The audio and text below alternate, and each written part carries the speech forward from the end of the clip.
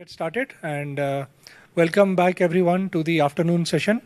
So the first talk of the afternoon session is by Professor Abhib Tamar, who is an associate professor at the Electrical and Computer Engineering Department at Technion, and his work focuses on reinforcement learning and robot learning. So over to you, Tamar.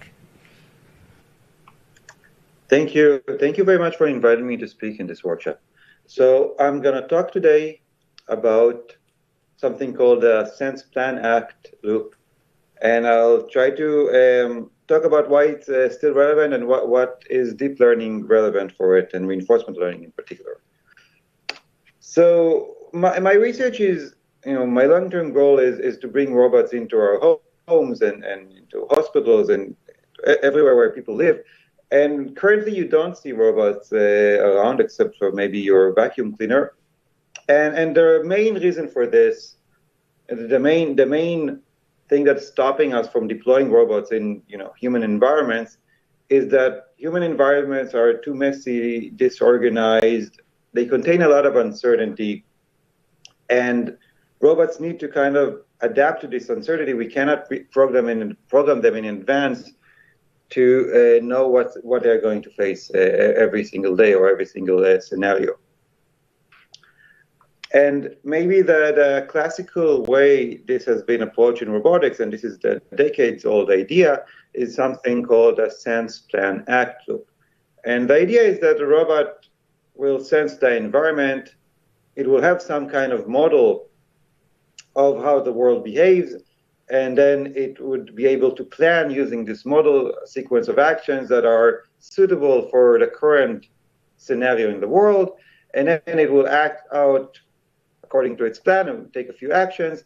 Then maybe the world will change, the visual, sensory observation will change, and then it will sense again, plan again, and repeat this. And this would be a general way of adapting to an unknown world, that contains a lot of uncertainty. And the question is, what can we do, or what does modern deep learning and deep reinforcement learning, how does that fit in with this very classical idea of robot control? And this is what I'm going to talk about today. And I'm going to talk about how we use neural networks in various stages of this sense plan act loop. And I'm going to talk about several works that we've been doing in my lab. And there's basically three kind of ideas here. The first of them is, if we want to plan in some model of the world, we need to have this kind of model. We need to have a world model. And what people usually did, this decades ago, is they manually crafted these world models. So, for example, if you're doing a robot for navigation, maybe you have a map of the building, and then writing a world model becomes fairly easy. But if you're thinking, for example, of manipulation of soft objects like these clothes here, this laundry, or other objects that are very difficult to model physically, then learning becomes a very relevant approach. So this is one thing we're going to talk about. Another thing is, going from the sensory observations to the actions directly using some kind of policy. This is a standard idea in reinforcement learning, and it has been gaining some popularity in robotics too. And also inside the planning module, even if you want to plan, planning usually takes a lot of time. We can use neural networks to speed up planning, and I'm going to talk about how we can do that in learning some kind of heuristic or something like that, but I'll get into the details. This will be the last part of the talk. Okay. So I'm going to start with learning world models, and I'm going to describe, or give you some of the intuition here. So, humans have a very good model of how the world behaves. We have a model of intuitive physics, right? We understand how things will operate before we see them, before we act on them. So, for example, if I show you this image of a rope, and I ask you, how would you kind of manipulate it into a loop or to a knot, then you can easily imagine in your head what are the sequence of actions that you would take and how this how this manipulation will take place. And even if I give you, something, a knot that you maybe haven't seen before, like this one, then still, if you think about it for a few seconds, you can imagine how you would manipulate this rope into this complex knot.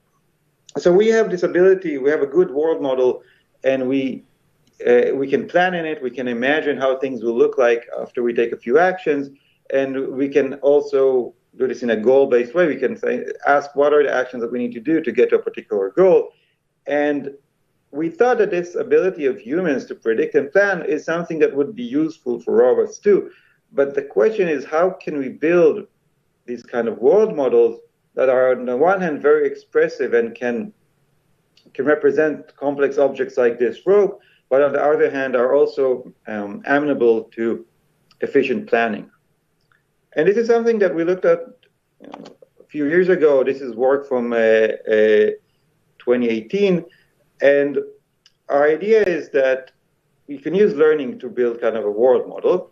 So what we did here, so this is data that collected not by us, from Ashvi Nair and colleagues. And they just looked at this rope. They had a robot that would pick this robot up and move it a little bit, put it down, and collect a lot of videos like this.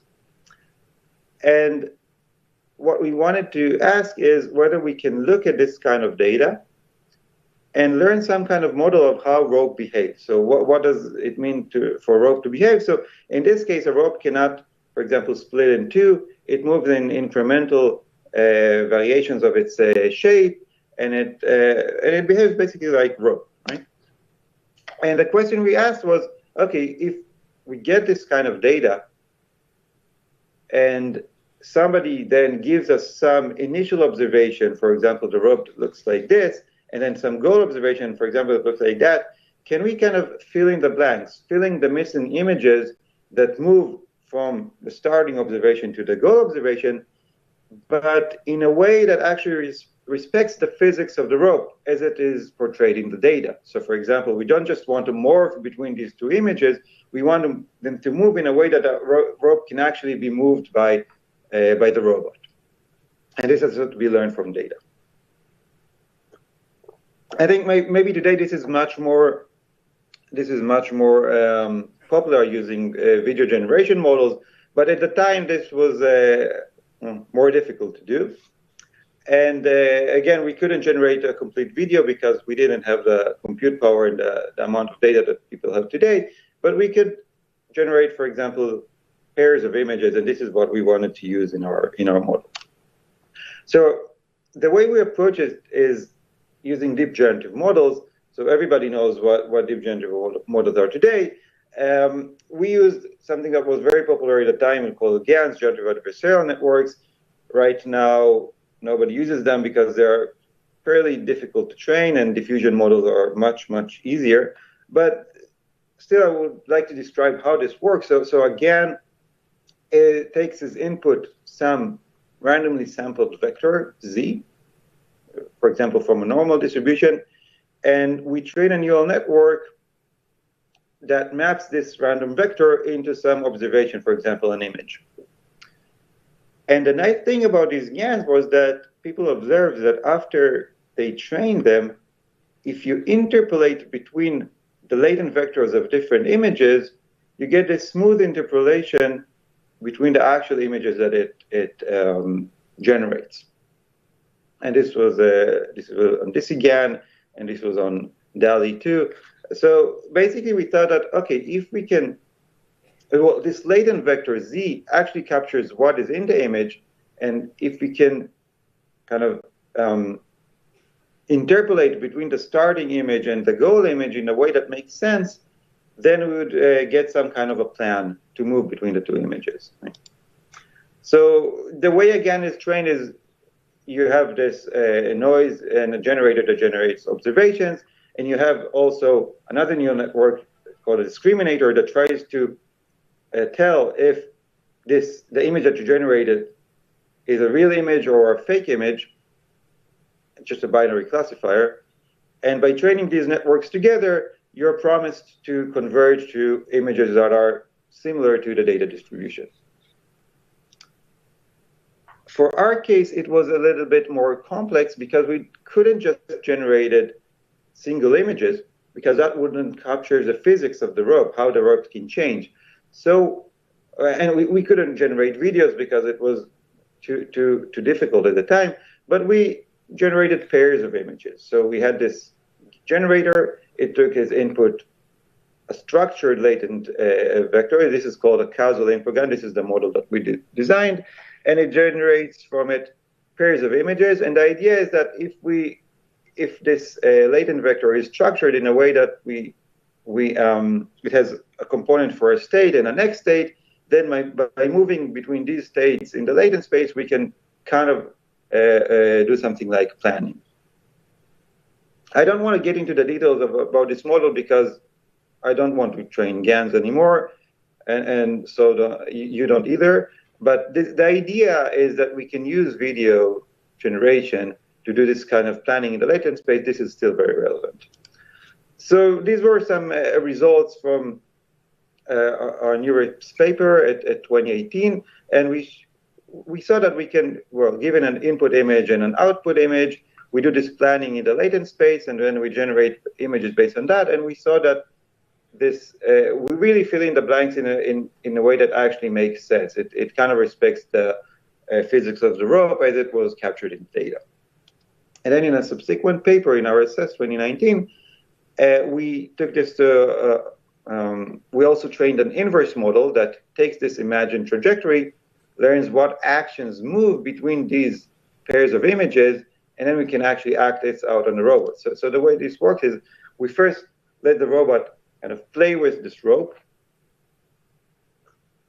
Here we also added some obstacles and move them around so we can get a more complex planning problem. And then after we collect this data, we train our generative model, and then we get an input image and a goal image, and we plan in the latent space of this generative model. We get a plan, and then we use the inverse model to act it out in the real world, and this is how it looks like. So, for example, on the right side here is what the plan is. The robot always takes two actions between pairs of images using the inverse model, and on the top left here is what it actually sees from the robot's camera. And you see that it actually manages to get close to the goal image. And one very nice thing about it, so there's some good things and bad things about using this model. The good thing is that it's very interpretable. So even before the robot takes any action, we get some kind of video of what it's planning to do. And if that video doesn't look good, then we know that something is wrong and we don't even take any robot action. And this was very useful when we trained this model. So before we actually did any real world experiments, we just looked at the models that we were getting and saw the generated plans. And if they didn't look good, we took another model. So that really let us work very quickly on this project. Maybe the bad thing, or the reason why I didn't continue exactly this line of work, was that these GAN models were difficult to work with. Both for training, they were very unstable and took a lot of effort to train. Right now we have better models like fusion models and VAEs, but this was one difficulty. The other difficulty was that scaling this to more complex scenes seemed very difficult with these GAN models, and this is something we did continue, and I would like to talk a little bit more about. All right. Okay, so I'm now going to talk about a different type of model called deep latent particles that we've been working in over the last 3 years.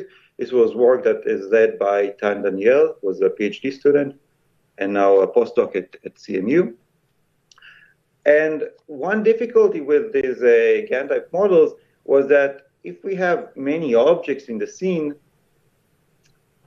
the complexity of describing the problem really grows. It grows combinatorially with the number of objects in the scene. And that it made it very difficult to work with many objects, which is something that robots really need to do every day. So we wanted a model that can really handle many different objects and the interactions between them. And the way we made this work was going back to this general way of latent representations of images, so we have some, well, in the GAN we had some vector, and that was mapped to an image. Instead of having a vector, we thought of having a set of vectors, each one representing potentially some object. So we call these particles, and a particle has several components. So it has, for example, a position which is like the XY position in the image. There's a scale, a depth. These are quantities that we understand. And it also has some visual features that generally describe how this part of the image looks like. And from this set of particles, now Z is just a sequence of, unordered sequence of vectors with these properties. We can still generate an image in a differentiable way by just thinking of each particle as a patch in the image. We move this patch around, we scale it, we blend it with other patches, we also blend it with some background particle, and that generates us the image that we get in the end. And in our model, we also have an encoder, which is a neural network that goes back from an image to this set of particles. I'll describe exactly how we do this in a few slides, but what I want to show you is what this new model can do.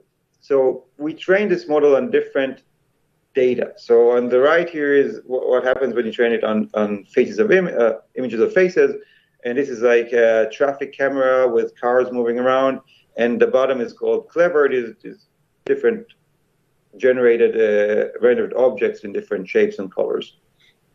Now, each particle, so because we have an encoder, we can go back from an image to the particles that represent it. And this is what you see here in these little red stars. So each red star has a position and also some other attributes that you don't see here.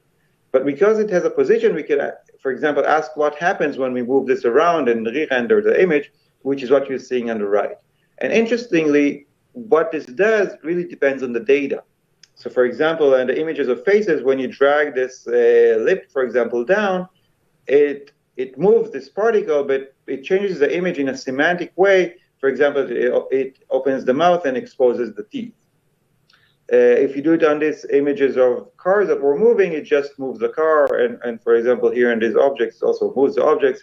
And we can also play around with features which control the shape and the color of the object. This was, I want to emphasize, this was all learned by unsupervised learning. We just get the data set of images. These particles are learned unsupervised to represent whatever you're seeing here. There is no labels for what the particles are actually doing. So, Dr. Tamar, we have a question or two. Would you like to take them now or at the end? Oh, we can take it now. Good afternoon, sir. So my question is with respect to your GAN usage, right? So GANs have this mode collapse problem. So did you face that? Did you face any issues due to that in your experimentation, and how did you overcome that? You mean with the GAN work?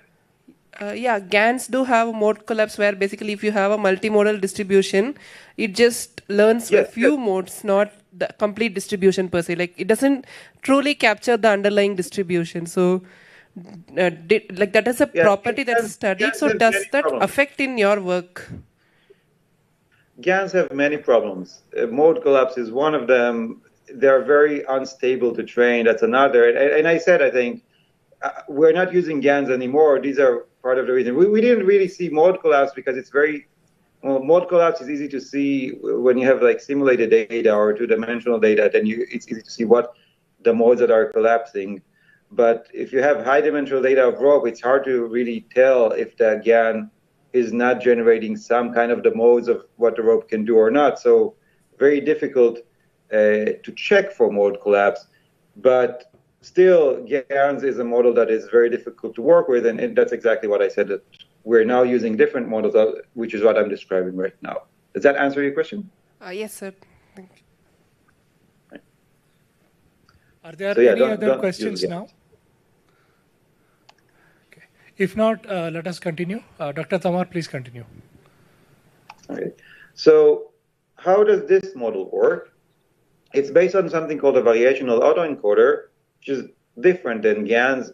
It's much easier to train, and it also doesn't have this mode collapse problem, but that wasn't really something we dealt with. But I need to describe to you how we take an image and outputs these latent particles out of it, and then also how we take these latent particles and make an image out of it.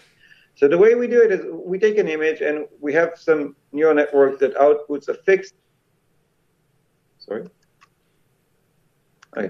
we have a fixed set of positions and standard deviations over the positions of these latent particles. But then we take these positions and then we generate patches on the input image around these positions, and from this we extract features.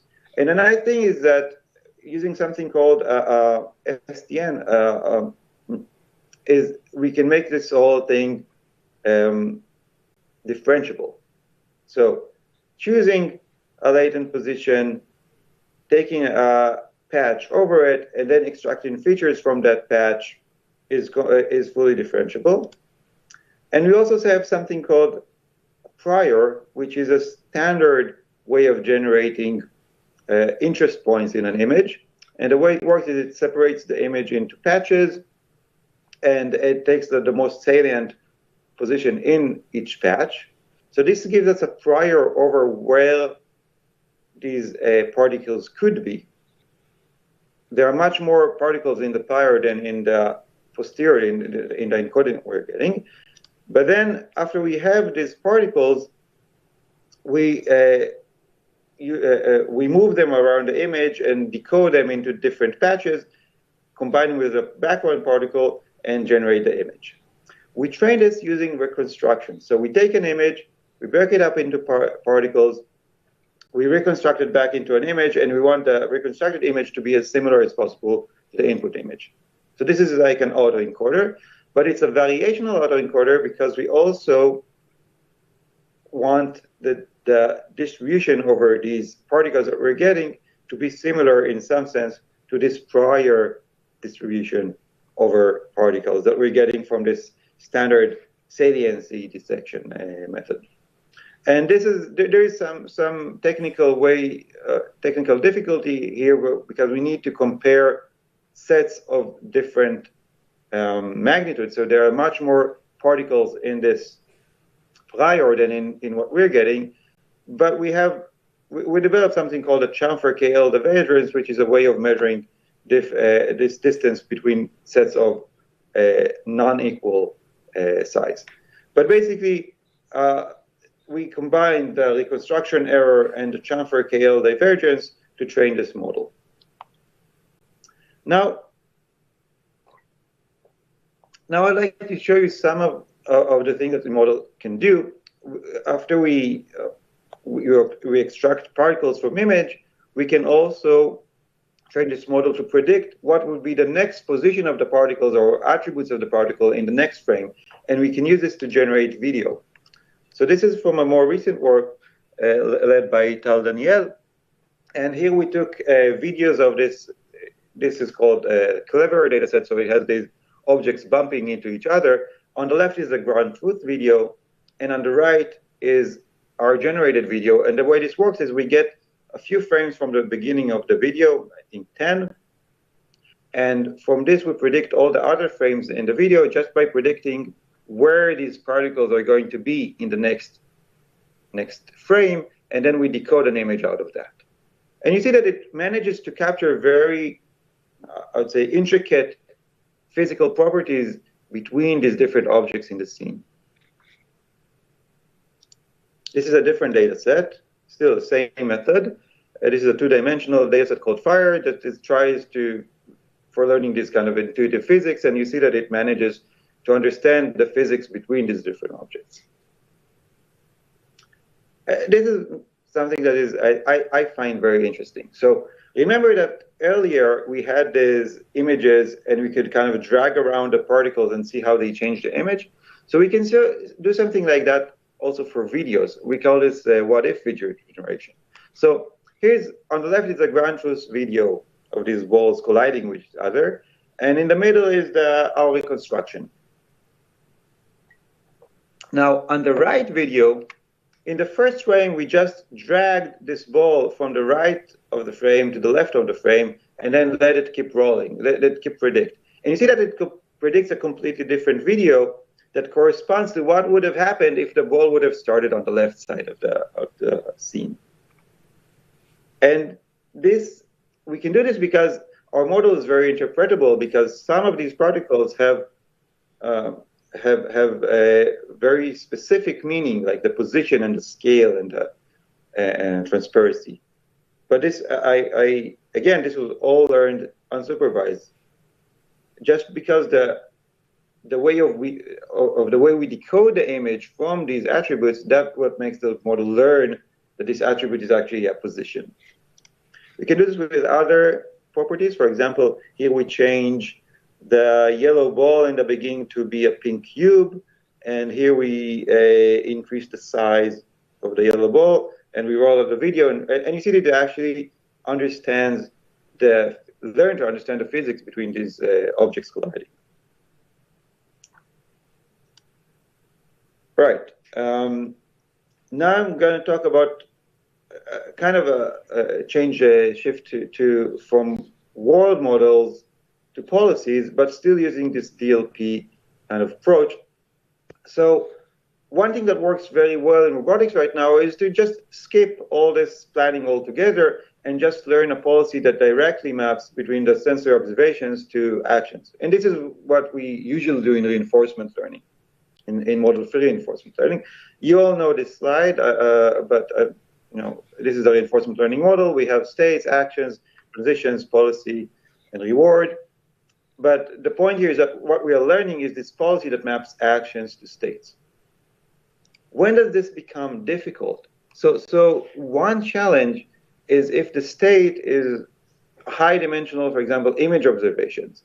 And if this image observation is of multiple objects, this becomes very difficult because now there's also the cursive dimensionality, because as we increase the number of objects in the scene, the relevant state space grows exponentially. Not even talking about the image, just the state of all different objects is combinatorial. So this becomes very difficult to run reinforcement learning algorithms of scenes where we have multiple different objects interacting, especially if they come from images. So we thought that having this representation of images as particles would be very handy here. So this is what I show here. This is from work led by Dan Haramati, also with Tal Daniel, and we used this DLP representation to, instead of taking as input the raw image and mapping that to a policy, we first extract the particles from the image. We have now a set of particles, and then we feed that to a policy. Our policy is kind of a transformer or a sequence of transformer blocks, and in this case, it's a goal-based problem. So we get the particles from the current state viewed from different angles of the image, and we get particles of some goal that we want to reach, and then the policy outputs what is the next action that we should take. Now, this worked very well, and we trained it on various number of objects in the scene, and we got it to work much, much better than any baseline approach that we tried. But I would like to focus on something that I think is even more interesting, which is something that we call compositional generalization. And the idea is described here. So let's say we train on 3 objects, and we train how to move these 3 objects. The question is, if I now show it an image, the policy, an image on more than 3 objects that it didn't train on, would it generalize to more objects to train on? So, the rationale for this is that, for example, think of solving jigsaw puzzles, right? You give the kid a jigsaw puzzle, and you start with 6 pieces, and then you train 10 pieces, and then they As they get older, they can do 50 or 100 pieces. But at some point, you understand that they know how to solve jigsaw puzzles. And whatever size of a jigsaw puzzle that you give them, they will solve it. It just might take them more time. But they kind of figure out how to solve it in a way that generalizes to any number of objects. So the question is, how can we get models to display this compositional generalization in RL, and can we even say something theoretical about it? So this is the result here. It actually works very well when we just gave it this the particles from the image and this transformer block. And you see here acting on 12 objects when it was trained on 3. But I want to talk a little bit more about the theory here. And how can we even ask what compositional generalization means? And we describe the problem as follows. So let's say you have a problem with a state space with n objects, and n varies. So n is not fixed, but it can be any number. And for any number that you get the state space is a combinatorial composition of all the different objects. Now, the Q function here should be some function that takes as input any number of objects and outputs some scalar that tells you what is the expected reward when you start from this state and take some action. And now let's assume that there exists some optimal Q function here with some structure. It has to be a function that can take as input any number of objects. So it has to have some special structure. But let's say that there exists some special structure for it. So for example, in a jigsaw puzzle, this would be the number of time it takes you to solve a jigsaw puzzle with n pieces, or for example, something like that. Now, here's what we define to be compositional generalization. Let's say we find some Q hat, an approximate Q function. It belongs to the same function class as Q star. That means that it can also account for any number of objects in the input. And we found that it's epsilon optimal on M objects. This is the training objects. Now, we want to show that even if we give it as input more objects than M, so we give it M plus K objects, then the suboptimality of this Q function will grow at most linearly in the number of new objects K. This is what we claim to be a demonstration of compositional generalization. So it sounds a bit complicated, but let me give you a very simple example that will make it very clear, right? So let's say all the objects are completely independent of each other. Then we can think of the Q function here. It's called a deep set, basically an average over the value function of each particular object, because we understand that they are independent, right? So in this case, it's very easy to show that if the Q function for one object is epsilon optimal, then the average, the Q function for any n object would just be this average over n object. It will also be epsilon optimal.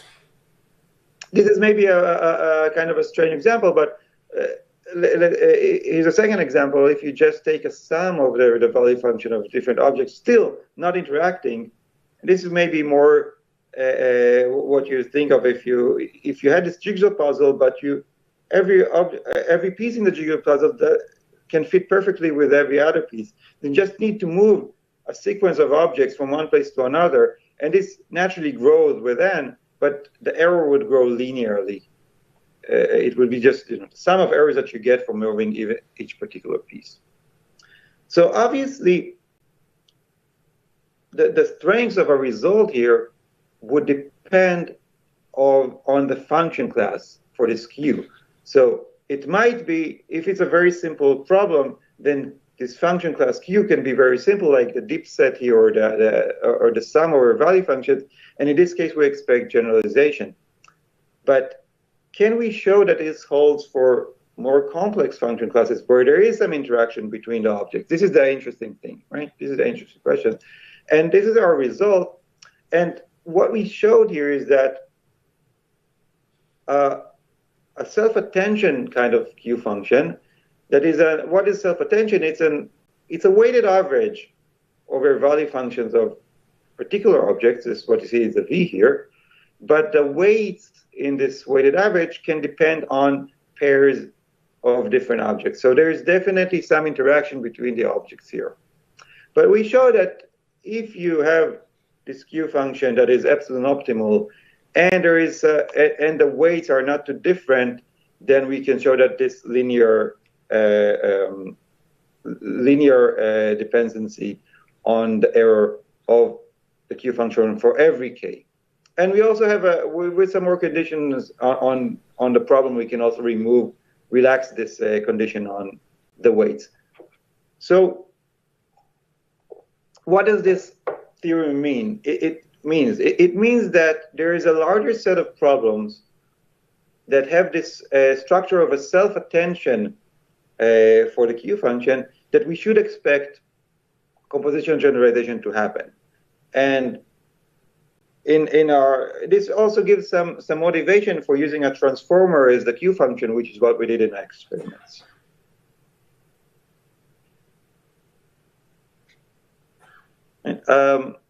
I'll finish this section with a last example. This is from a very recent work led by Carl Chi from UT Austin, from Amy Zhang's group, also with Dan Daniel and Dana Ramati. Here we extended, well, you probably all heard of diffusion policies. Diffusion policies is very, very popular in robotics now. It's just a way to do imitation learning with a policy that is not directly mapping states to action, but it goes through some diffusion process. And we extended these diffusion policies to use this DLP representation for different objects, and we showed again compositional generalization. So we trained these policies to manipulate several objects, 3 here in this example, and we trace it on 4 objects, for example. Or here is this robot that moves blocks, 3 blocks and during training, and up to 6 blocks during testing. So we really see that combining this image representation, DLP representation for images, with a transformer block allows us to get this kind of compositional generalization. Right. So before I move on to the next part of the talk, this may be a good time to ask for questions, if there are any. So are there any questions?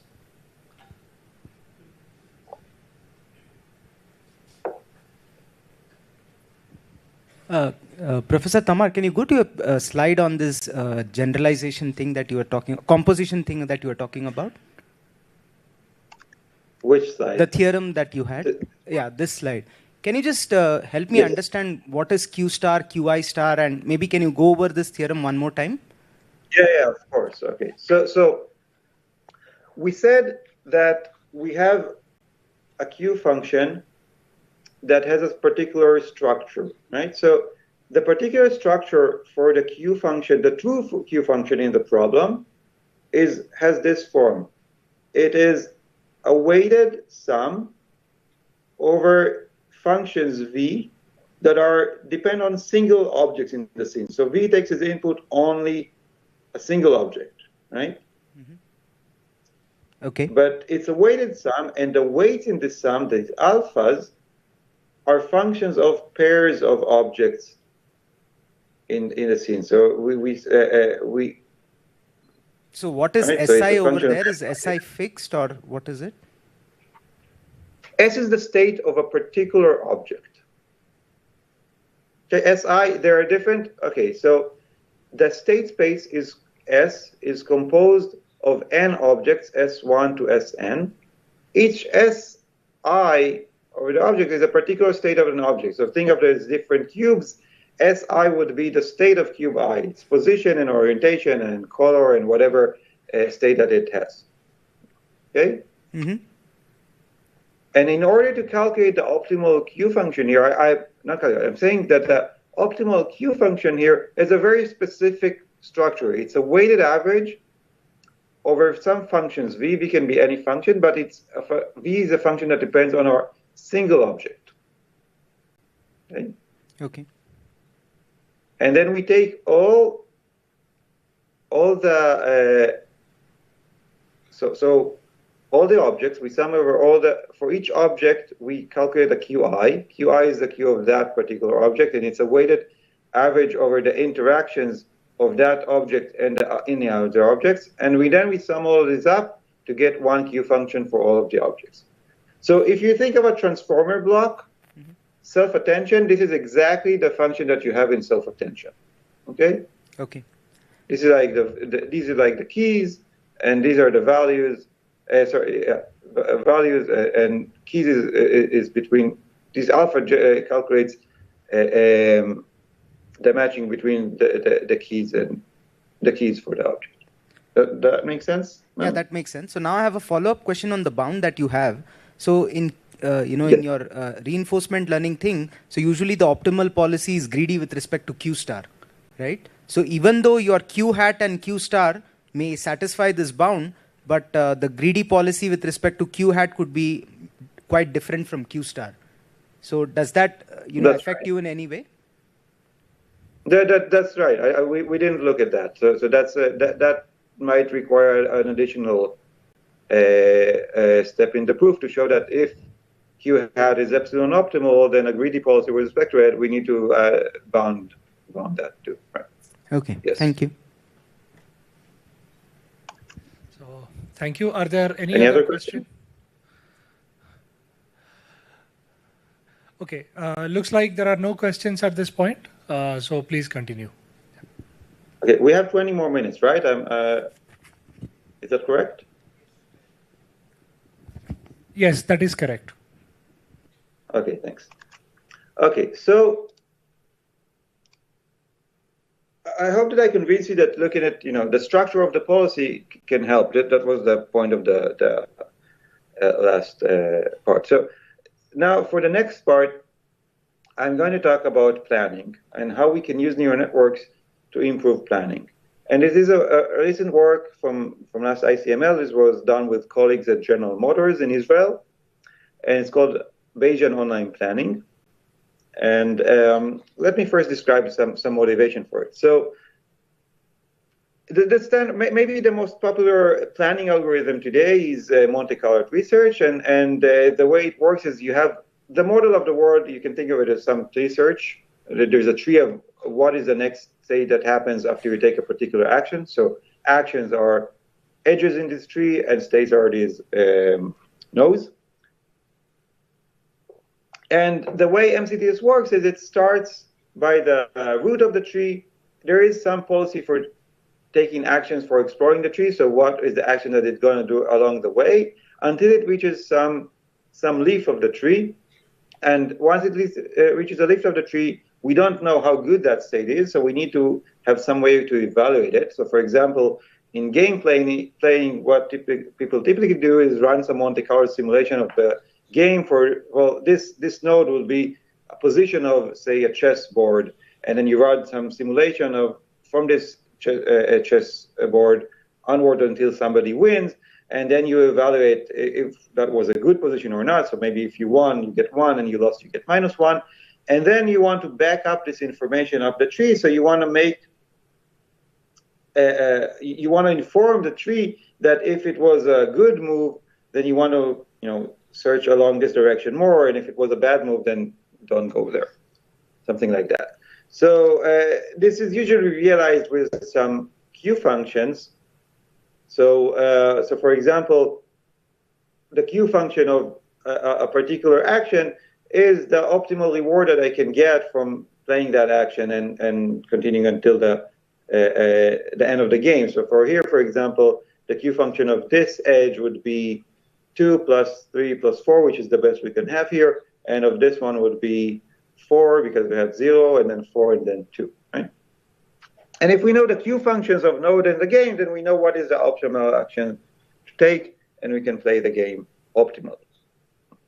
So I told you that this work was done in General Motors. This was part of a kind of a autonomous driving planning problem where at each time point we needed to ask which is the driving action that we need to take, and we had some planning of what are the possible actions and what would happen if we take them and so forth. So that was the motivation for looking at this problem. And obviously, for example, if you think of autonomous driving, you don't have one problem, you have a sequence of problems, and this gets back to this sense plan act loop. So this is what I'm going to call online planning in this talk. So basically, we have an agent. At each time point, it observes the scene, and then it plans a sequence of actions that is the best we can do at this point. We take the first action, and then we observe the next situation in the world, and then plan again, and so forth.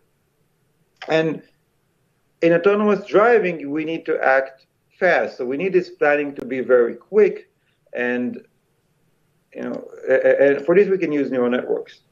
And maybe the biggest breakthrough in reinforcement learning, or definitely in planning in neural networks, has been the AlphaZero and AlphaGo works from DeepMind.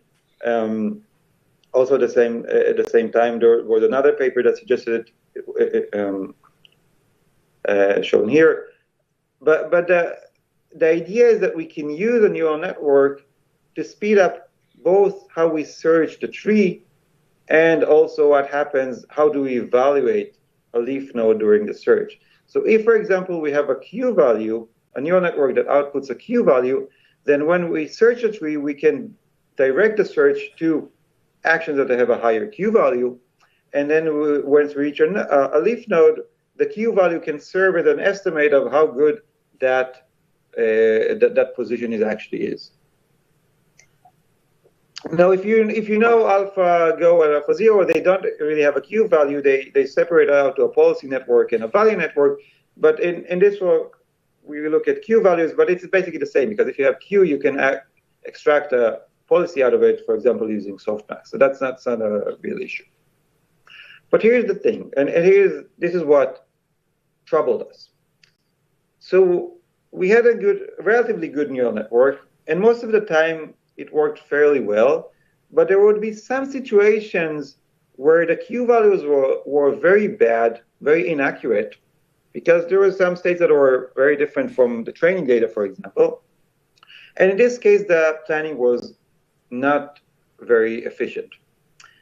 And we asked, well, let's say we can get some uncertainty estimates of the neural network. Can we improve the planning?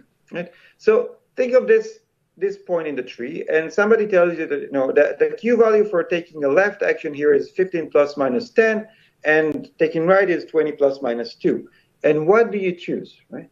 So obviously, if you're not doing tree search, if you're actually choosing an action to commit to at this stage, then you probably choose the right one. There's a very high chance that it's better, and it's a risk-averse kind of decision. Right? But doing search, maybe you want to take the left one, because we think that it's worse, but there is some chance that it is actually much better than this 20 plus minus 2. So intuitively, it seems that using the uncertainty estimates should direct our search in some way, in a different way than what MCTS naively does. And this is the question that we set out to explore.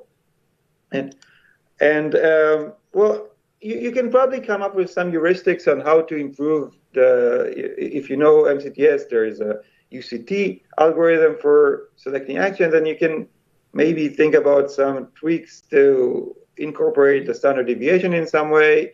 But we actually wanted to take a step back and think about the problem for a very first principle and see if we can get something that explains how we should look into uncertainty here. And the first, the most basic problem you can think of is what is actually tree search? What are we actually trying to solve? And the most popular idea is this frequentist view of tree search. Tree is you don't know what the rewards of the tree are, and you need to open up the tree one by one until you figure out what is a good branch in the tree that leads you to the goal. But we can also look at it in a Bayesian view. And in the Bayesian view, the tree beforehand is sampled from some prior distribution of the possible trees that can occur. So, for example, in this driving situation, not every road condition is possible or even likely. Some road conditions are much more likely than others. And when we sample the tree that we are currently, the decision problem that we're currently facing, we can think of it as come from some distribution of what is like and what is not. Now, so we're going to take the Bayesian view here. And let me explain how this works in a little bit more detail. So think of this priority distribution as a distribution of the possible trees that we have. So let's assume they all have the same structure, but they differ only in the rewards. So for example, this is the tree 1. These are the rewards on the tree, and this is the optimal branch in purple, and it has a probability 0.1. This is second tree. It has a different optimal branch. It's probability 0.3, and so forth. The tree K has a different optimal branch altogether. So these are the probabilities of the trees before we saw anything. Interestingly, once we observe information, we can also calculate the posterior probability. So let's say we've seen that there is a reward of 1 at this edge of the tree. Then we can ask, what is the probability of observing each tree once we've seen all of this information? So for example, this tree had a reward of 5 here, so obviously it doesn't match our observation, so its probability right now is 0. And after you do this Bayesian update, you get a different probability for each tree that can actually be the tree that you're interacting with. The nice thing about it is that just by taking this Bayesian view, you can apply very simple Bayesian planning algorithms on it. So for example, Thompson sampling is a very popular decision-making idea, and it goes like this. Well, at iteration t, we're going to sample a tree from the posterior distribution over trees that we have. So for example, we have already seen a reward of 1 here. Now the posterior is something, and we sample a tree from it, maybe this tree. Now on this tree that we sampled, we calculate the optimal branch, and we take the first action in this tree. Now we observe this reward, a new reward that we didn't know before. And now we can update the posterior and do this whole thing again. And the nice thing about it is that because we are sampling trees, we're actually exploring, and because we're taking optimal branches, we're actually exploiting, and this can be guaranteed to converge to an optimal tree at the end. And different from UCT or MCTS, for example, we don't need to decide how we walk along this tree, because this is already specified by the Thompson sampling method. Now here's a nice result.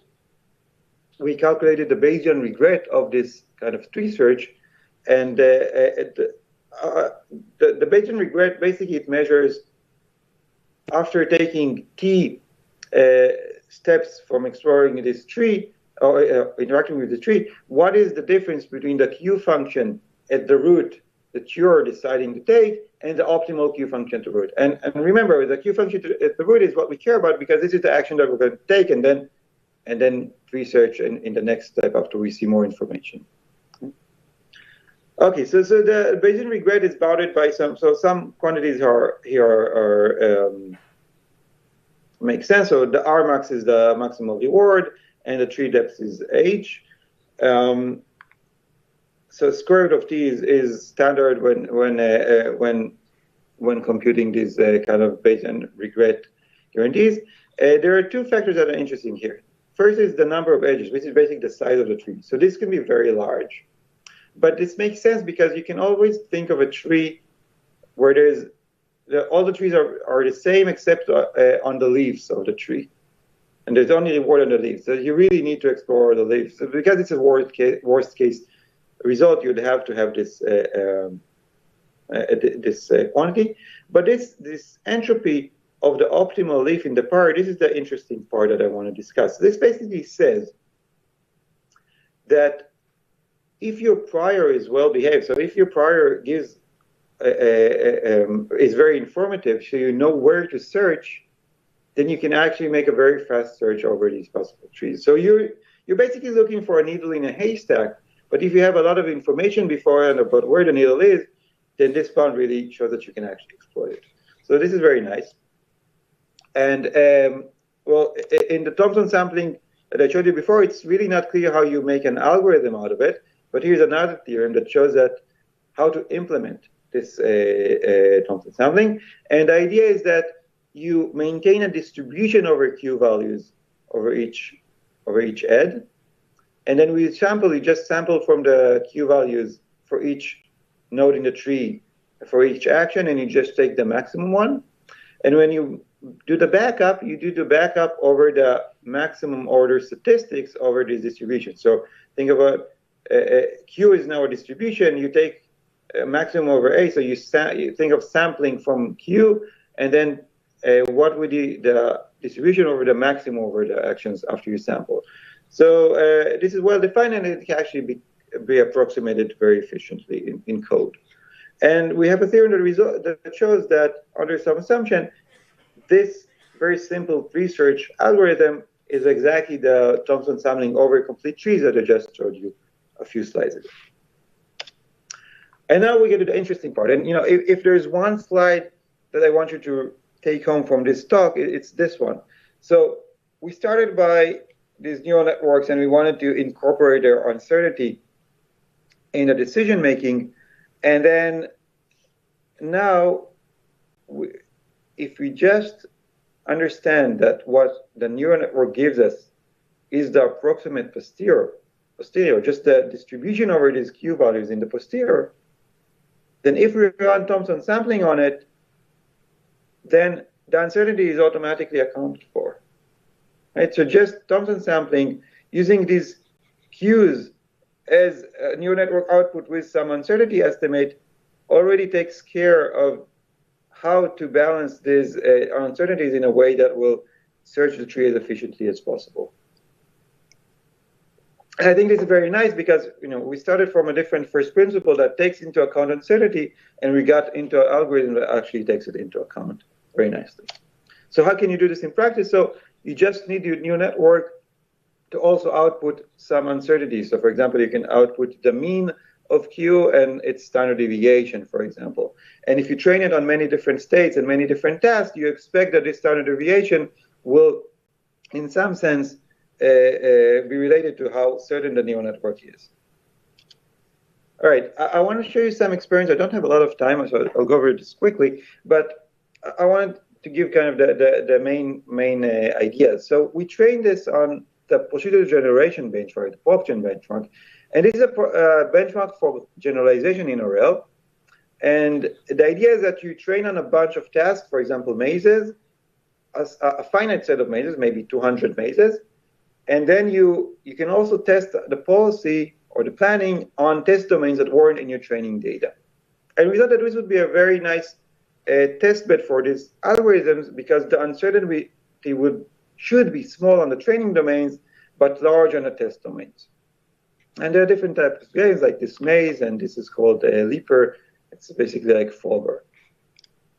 So this is our results. There's a lot of information here, so I'm gonna unpack it slowly. So we show here, left is the results on the training domains, and right is the results on the test domains. So, and there are different algorithms. So neural MCTS is something like AlphaZero or AlphaGo. This is the baseline. The green TSTS is the Thompson sampling that I described, and BTS is a variant of Thompson sampling that we developed that uses a different way to explore the tree, also Bayesian in the same way.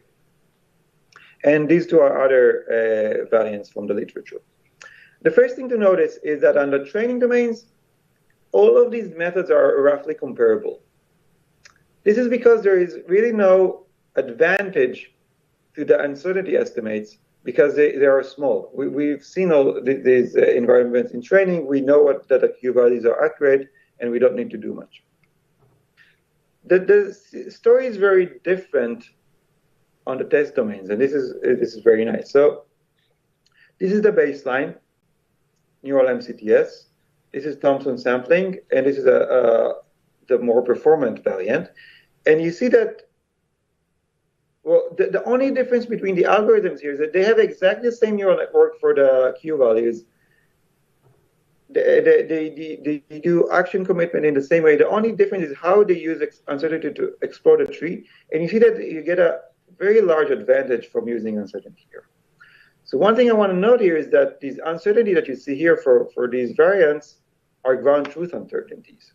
So the way we did it, we could compute the optimal Q and compute an uncertainty, an optimal uncertainty. With that uncertainty from the neural network, this is the blue line here, we couldn't get very good results. So learning this uncertainty is still a very much an open problem.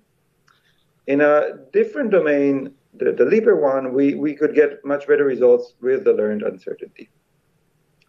Okay, I don't have much time, so I'm going to skip this. I just want to wrap this up by summarizing. So Bayesian research is a different way of doing research. It's a Bayesian philosophy behind it. In this philosophy, neural networks are just representing the approximate posteriors over the Q values. And if you have reliable uncertainty estimates, you really can get a much, much better search. But obtaining these uncertainty estimates is not trivial in practice. This is still an open problem that we need to explore. All right, thank you very much. If you're interested for more updates and links to papers, you can use the website and Twitter. And we also have a new book on reinforcement learning foundations with Shai Manor and Shai Mansour. You're welcome to check it out. Thank you. So thank you very much, Dr. Tamar. And in the interest of time, we can probably take one or two questions. So if there are questions, please raise your hand.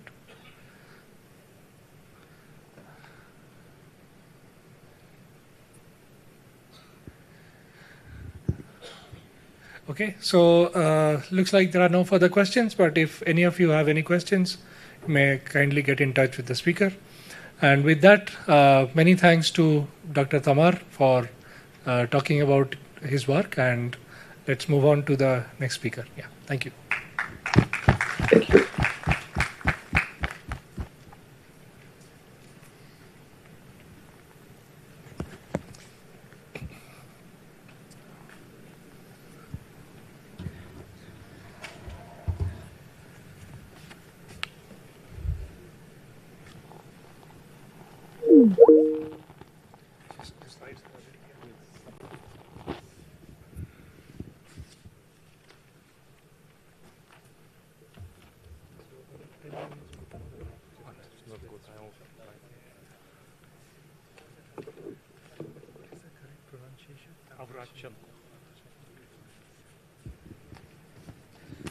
So let's welcome the second speaker for today's afternoon session. So we have Dr. Konstantin Avrasenkov. He received his master's degree in control theory from St. Petersburg State University, Polytechnic University, 1996, PhD in mathematics from University of South Australia in 2000, and habilitation from University of Nice Sophia Antipolis in 2010. Currently, he is a director of research at INRIA Sophia Antipolis, France. He is an associate editor of probability in the engineering and informational sciences, stochastic models, SEM, TOMPCS, IEEE transaction automatic control, and on advisory boards of ACM, POMSCS, and International Journal of Performance Evaluation.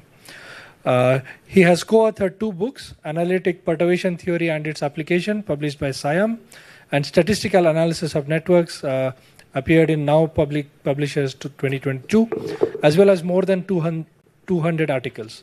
He has won 5 Best Paper Awards. His main theoretical research interests are in Markov chains, Markov decision processes, random graphs, and singular perturbations. He applies these methodological tools to the modeling and control of networks, to design of data mining and machine learning algorithms. And today he will talk about Lagrangian index policy for restless bandits with average reward. So with that, the floor is yours.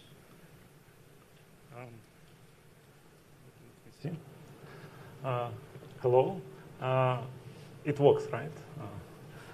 First of all, I would like to thank this wonderful workshop organizers, Professor Gugan and Professor Shalap. Thank you very much for inviting me. Also, thank you for the generous introduction. Today I will be speaking about Lagrangian index policies for restless bandits with average reward. And this is a joint work with Professor Borka and his former student, master for, or maybe even bachelor student, Pratik Shah from Indian Institute of Technology, Bombay. So we're also fortunate to have Professor Borka among us. If I do some imprecision, Professor Borka, please correct me. Okay. So let me start with some definition of restless multi-arm bandits. We've heard several talks on multi-arm bandits, but not on restless. So that's good. So I hope you'll learn at least something new. So what are restless multi-arm bandits? These are weakly coupled Markov decision processes. So we have n Markov chains, controlled Markov chains, whose state we denote xin. The superscript I is for the arm index and subscript n for read time. The Markov chains in this study are defined on the finite discrete state space S. And as typically the case in bandits, we have two actions.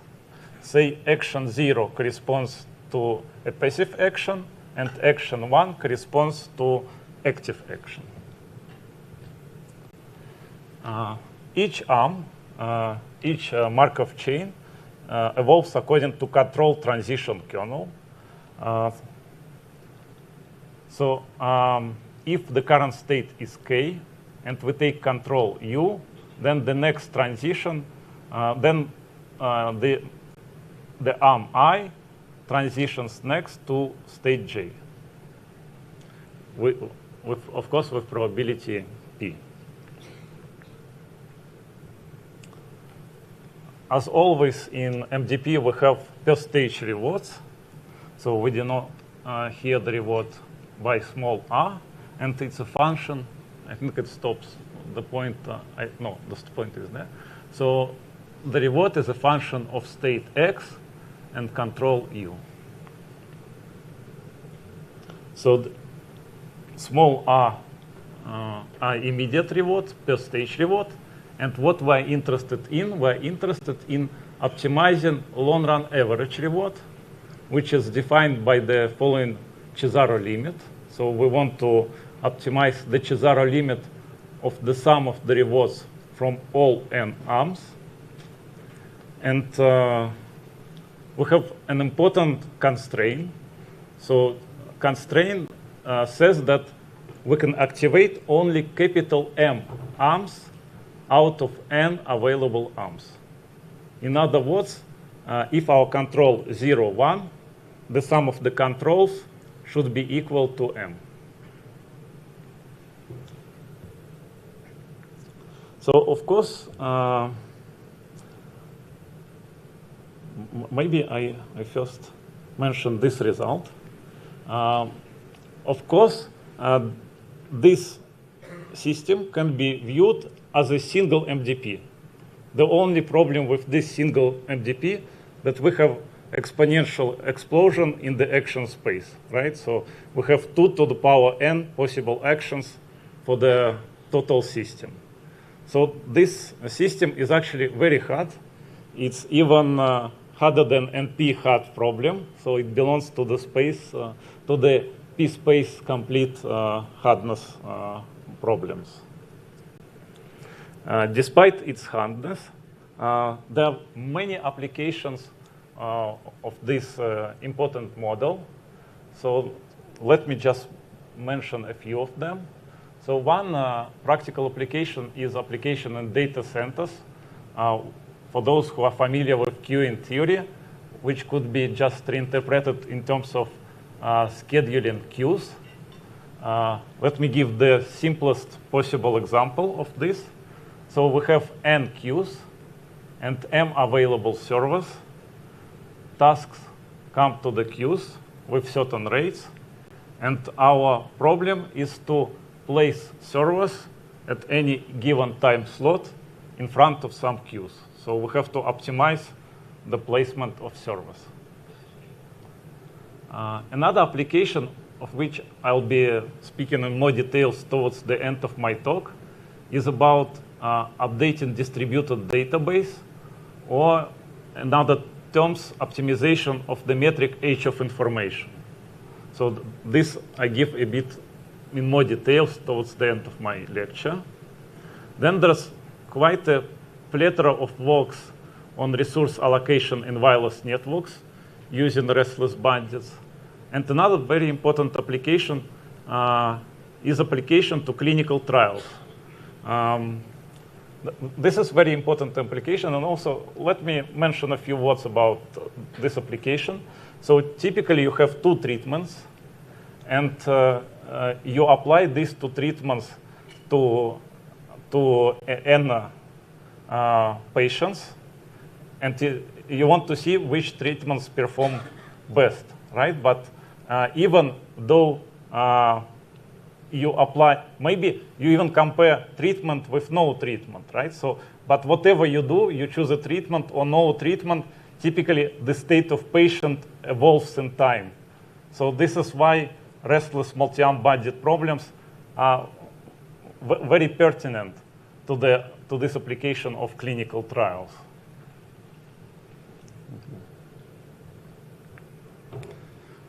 So how do we deal with this difficult problem? Probably the most important breakthrough in this area was due to Whittle, whose ingenious observation was to replace the hard constraint, this hard constraint, with a constraint on average. So instead of asking to respect hard constraint on the number of active arms in a given time slot, so instead of asking we should always choose m arms out of n available arms, we can ask that we choose m arms on average out of n available arms. And this very nice observation brings very difficult problem to a problem amendable in the separable form. Of course, you know, it's not the original problem, but I'll indicate how to link the two problems together. There is a good link between them. Yes? By the way, yes, it's a good time since I introduced the model. If something is not clear about the model, that's a good time to ask questions. Can you elaborate a bit on the reward under this active and passive actions? Like what rewards do you get when you take an active action and a passive action? So for example, one reward in the case of queues would be, well, in the case of queues, it's better to consider cost. It would be waiting cost, right? So you consider the number of jobs backlogged in the queues. And you want to minimize the average number of jobs backlogged in the queues, right? And what would be this active and passive action? So in this case, maybe,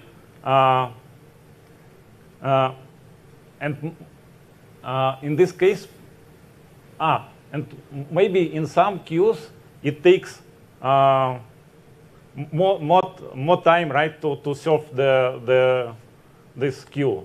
So if you activate that time, if you activate that queue, then there will be different cost from another queue, even if the number of jobs is the same. So that's probably example of inhomogeneity in the terms of arms. If you want, in terms of cost, consider clinical trials. So if you have chemotherapy, right, you have serious cost to patient, right? So if you don't apply chemotherapy to a patient, so typically immediate cost is actually not large, but if you apply chemotherapy, the immediate cost is very large. But the long-term benefit could be, right, could be very significant. I hope I answer your question. Yes, thank you. Hi, hello. So do you know the states of all the arms while yes, deciding? Yes, that's that's a very good forward-thinking question. So in this study, yes, we know all the states, but a very interesting open research direction is what if we have partial knowledge about the state of the system, or we have banded feedback, right? So we only know the state when we sample actually this. That's not been done to the best of my knowledge, and it's a very good open research direction. So are there any other questions? Please continue. Yes, so we replace the hard constraint m active arms out of n possible, but the constraint on the average number of active arms out of n possible. Then we can bring this constraint in the objective function in the form of the Lagrangian, where lambda is the Lagrangian multiplier.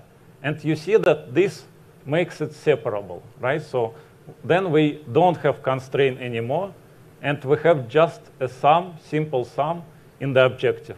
So this way we can decompose the problem. Hello. Yes.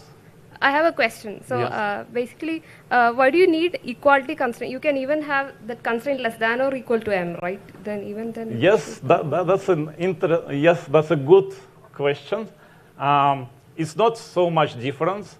There's some difference in some subtleties in the analysis, because, for example, if you know that if you have inequality constraint for optimization, you typically might need something like Slater condition, right? So if you have equality, you might have something different requirements. So there are some subtleties in the analysis between inequality and equality constraint. But actually, the algorithm works the same way. The final algorithm works the same way for inequality algorithm. For being more like not ambiguous in this talk, I stick with equality constraints only.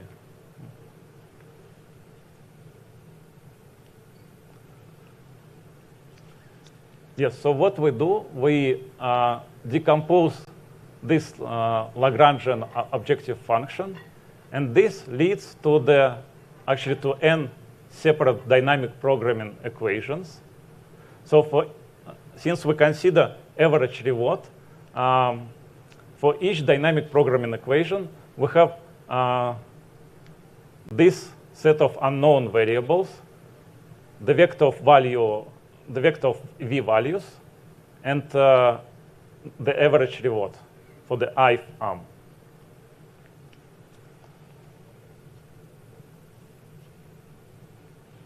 We also assume unichain condition for each arm. So we assume that a Markov chain for any control has unique ergodic class plus a possible set of transient states. So let me first, before even going into the definition of the new Lagrangian index, refresh Whittle index if some of you are not familiar. That's a very important concept. And we will be comparing our new Lagrangian index with the classical Whittle index.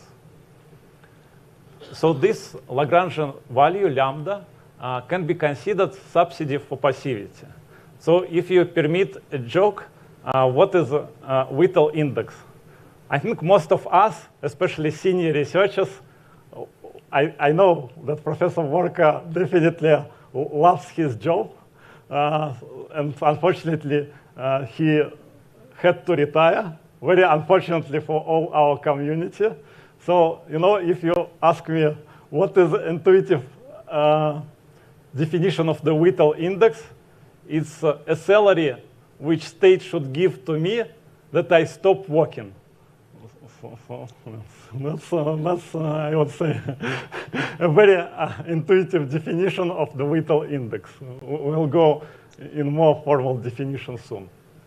So first, we say that restless multi-arm bandit is indexable if a set of passive states increase monotonically from the empty state to the set of all states when the increase subsidy or Lagrangian multiplier lambda from minus infinity to plus infinity. So if minus infinity, it means I even penalize for the subsidy. Then if we penalize for doing nothing, we of course interested to work. So passive set is empty, and this goes to the full set when we have a really large subsidy for passivity. So we are always passive. So what is the formal definition of the Whittle index? The formal definition of the Whittle index for state K, and that's important.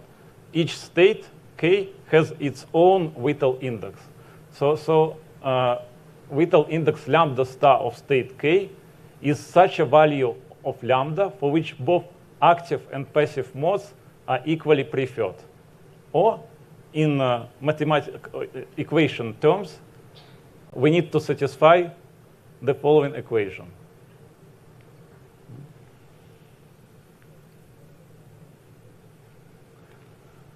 So even though it's clear that Whittle index is an heuristic, right? We cannot solve p-space hat problem. This heuristic is extremely good.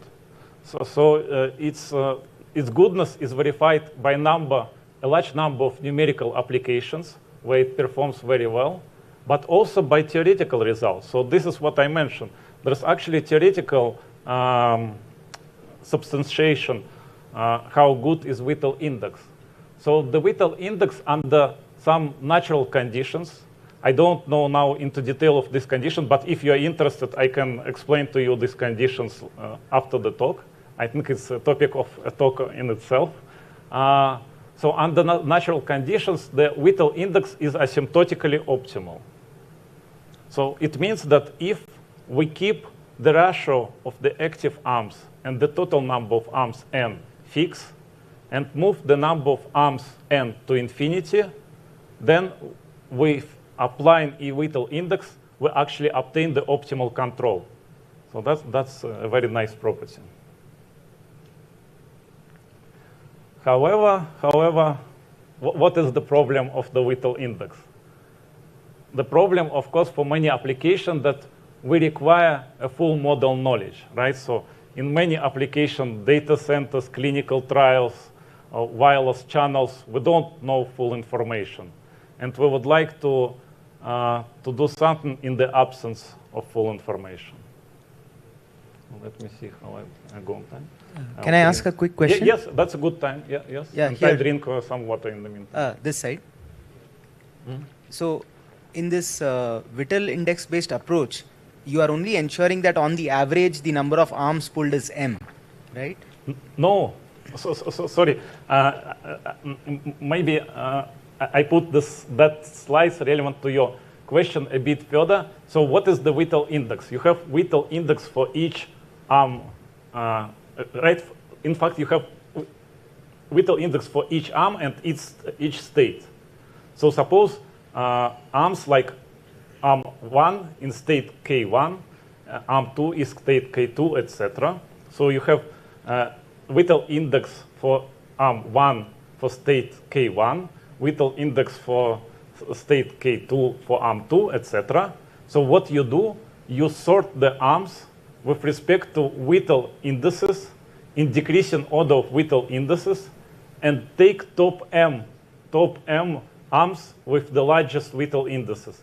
So in fact, Whittle index policy satisfies constraint exactly, hard constraint, not average constraint.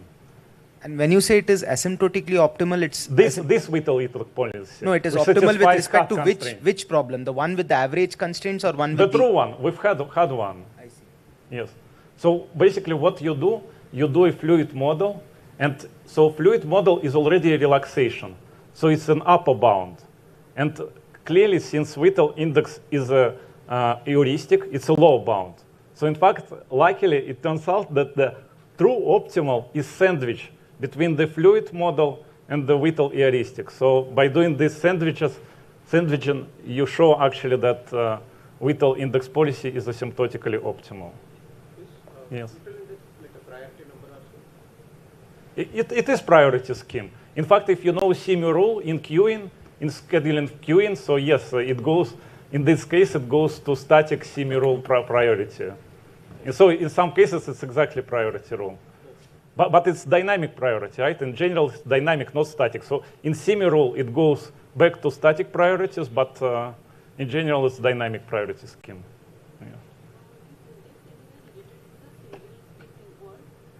Or like as you are prioritizing, like you are doing this K index, top K index you are taking. So, like, is it anyway related to the reward, or like are you? Well, of course it's related, right? We optimize the system with respect to the reward. So yes, what do you mean related?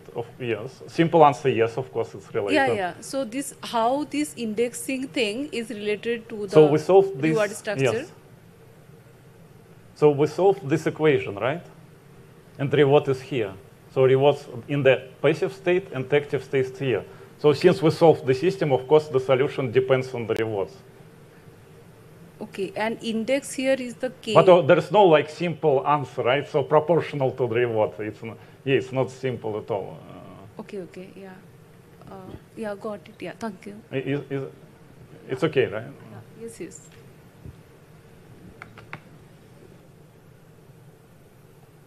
Yes, so what do we do in the absence of full model knowledge? Let us Q-learn Whittle index.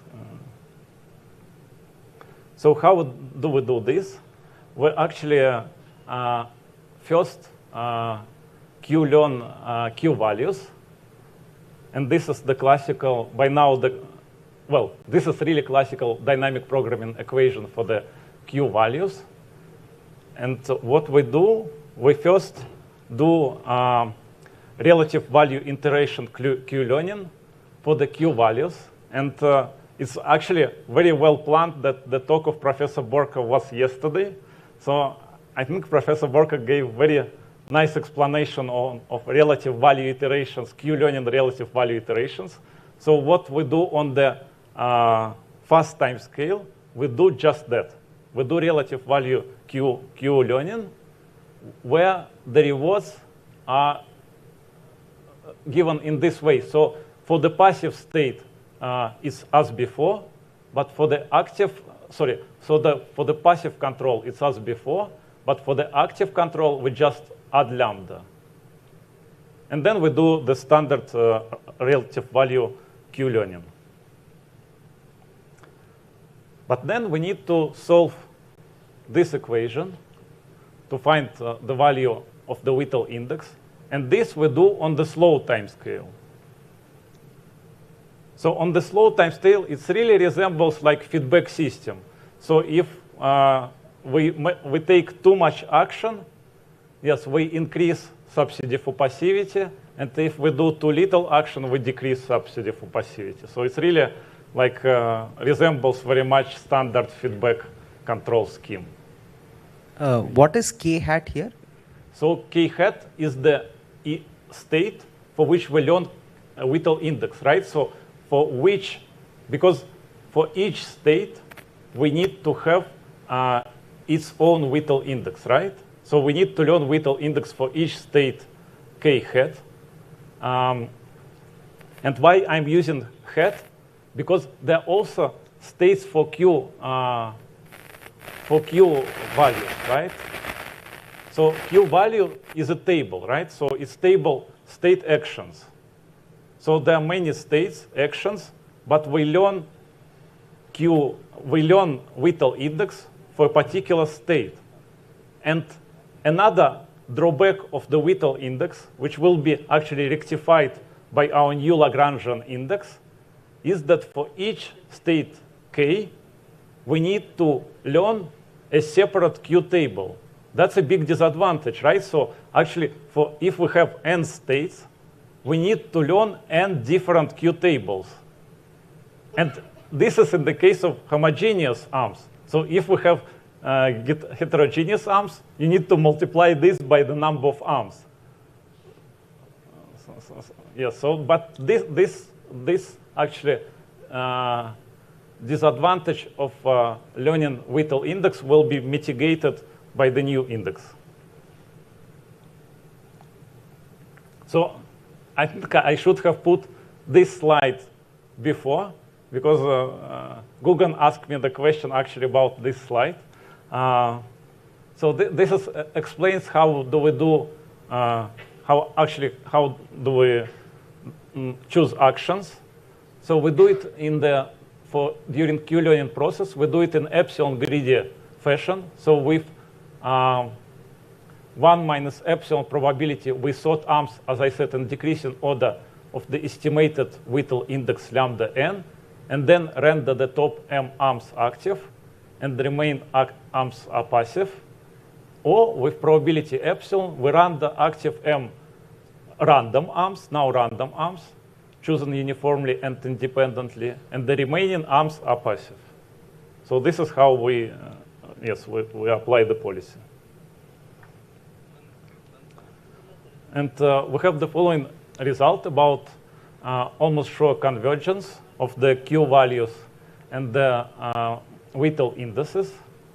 So the proof is based on the 2-time-scale stochastic approximation technique.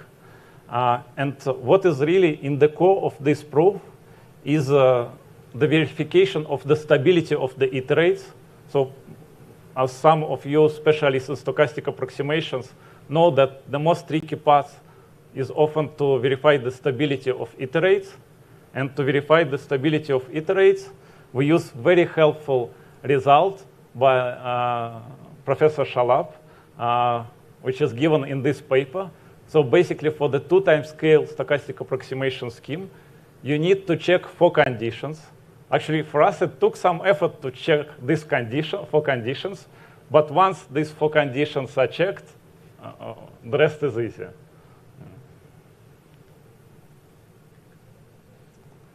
So let us illustrate how it works on the example.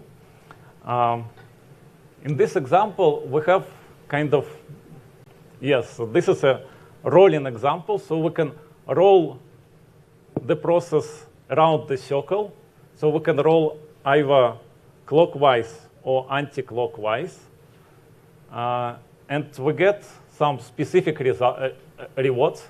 So sometimes it's better maybe even if we're in passive. So even if we're in passive action, sometimes it's better maybe to stay in passive to get soon reward 1. Or maybe sometimes it's better to activate and roll this circle backwards. So what is nice, here we have a simple expression for the Whittle indices, which can be computed analytically. This is a very small, easy example. And this is what we obtain after the application of our algorithm. And if some of you had previous experience with stochastic approximation, you could wonder why it works so well. You know, really, you need to experience stochastic approximation to appreciate that, you know, you have convergence up to 6,000 iterations. So and you know, what is really super nice, that we have correct ranking. So what important actually for us is the ranking of indices, right? Not their absolute values. So we get correct ranking even sooner. So that's super nice. And why it works that well? Because in this example, I consider homogeneous arms. So I can collect statistics simultaneously, right? So here, the binding structure works to our advantage. So in many cases, if we have many arms, we actually face problems. Here, many arms paradoxically help us because we have many arms, so we can collect a lot of statistics simultaneously. So that was super nice. You have a question? Yeah, so can you elaborate what do you mean by homogeneous here? And why is the same statistically, the same Markov chains. So the transition probabilities are the same? Yes. So right, you collect from m arms. So since you apply to m arms, so you collect at least from m arms in the feedback bandit case, but in the full observation case, you actually obtain statistics from all n arms. So it accelerates a lot actually the learning process. That was kind of unexpected benefit of this. And why is this example interesting to look at? This circulant dynamics? Well, it's a bit tricky. It's a little bit like puzzle, right? So you don't know where to stop rolling. Either you roll forward or roll backwards, right? So that's. I'll have more real. Yes, please comment. Somebody had already calculated the. Yes. So the index is also in the simple form, right? So it's just a nice academic example. But I'll be discussing more applications in the later part of the talk.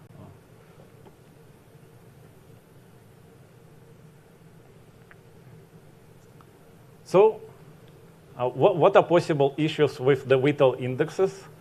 I think one issue I mentioned already. So this is, you need to have each Q table. You need to estimate each Q table for each state.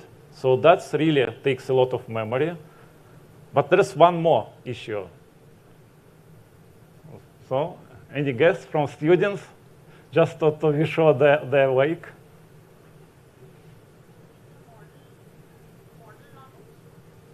No, here we don't assume, in this Q-learning, we already don't assume model knowledge. So that's kind of taken care of.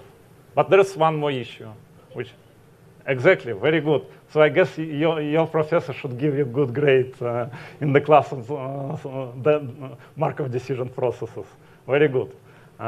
Yes, so if the system is not indexable, strictly speaking, we cannot apply Whittle indices. And actually, often it doesn't perform well. Sometimes it performs well, but sometimes not so well. And I'll show an example of this. So yes, to mitigate this problem with high memory consumption, there are actually two approaches. And these two approaches could be even combined together. So one approach is to use deep Q-learning. So like this, one can put the index for the reference state, k hat, as an input of neural network. So like this, instead of, say, if we have S states, instead of having S states and S Q tables, we'll have just one neural network. So that's a solution, and it works, actually. Another solution is to use something different. And this something different appears to be Lagrangian index. So Lagrangian index was briefly introduced in the paper by Gast, Gojal, and Yan in Mathematics of Operations Research in 2023 in the model-based setting. So it appears that this new index belongs to the family, so-called family of LP priority policies. And all policies which belong to this class is in fact asymptotically optimal, again under some natural conditions. So this new index appears to be also asymptotically optimal, as the case for the Whittle index. So the new index is surprisingly simple. So it's even, yes. Now with Professor Borko, we think that why even Whittle didn't think about this, so because it looks so simple. So we define the indices just as a difference between Q values. So we take, instead of lambda, now we take optimal Lagrangian multiplier. So by optimal Lagrange multiplier, I mean the value of Lagrange multiplier where we satisfy the constraint on average. And then we can just take the difference between Q value at the active action and Q value in the passive action. Just like this.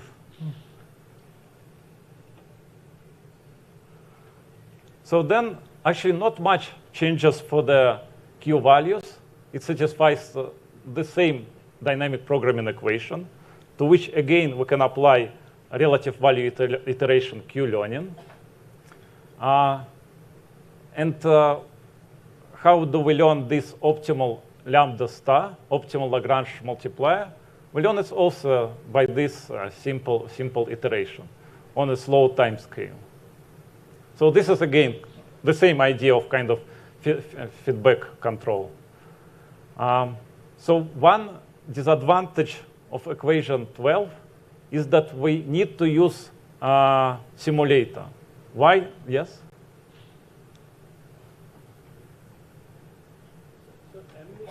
M is the number of active arms, yes. Yeah, M is the bound on the number of active U's, right? Yes, actually we want exactly M. In this, at least in this particular presentation, I want to choose exactly M active Yeah, arms. so what's not clear to me from equation 12 is how do you guarantee that UIN will always add up to M, nothing more or nothing less?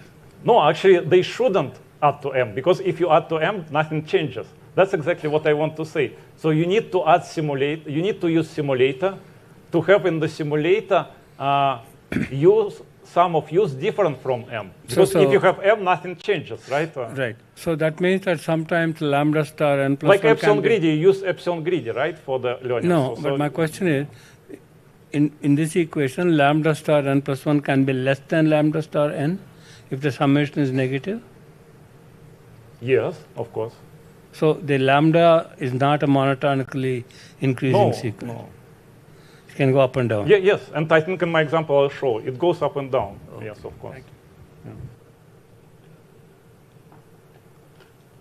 Yes, so in particular, if you're using epsilon greedy, it's okay. You have for sure some moments where this is not exactly M, and we can learn lambda. But then, what if you want to apply in the real life scenario and use exactly M arms, right? So if you want to use exactly M arms, then right, this scheme cannot be applied. Well, let's see if I have it on next slide. I think no. Maybe one question on the previous slide. Yes. So what is this UNI? I mean, how do you decide what UNI should be? So it's an indicator function if arm I is active at time n. But is that decision based on some estimate of the optimal policy, which is based on the current estimate of QN or something? Yes, exactly. It's based on Lagrangian index, right? So instead of Whittle index, now we use Lagrangian index and rank the same way, right? So from the largest to smallest and take top M. I see. So now just instead of Whittle index, we use Lagrangian index, but the same way. But if you take the top M again, won't this right-hand side be 0?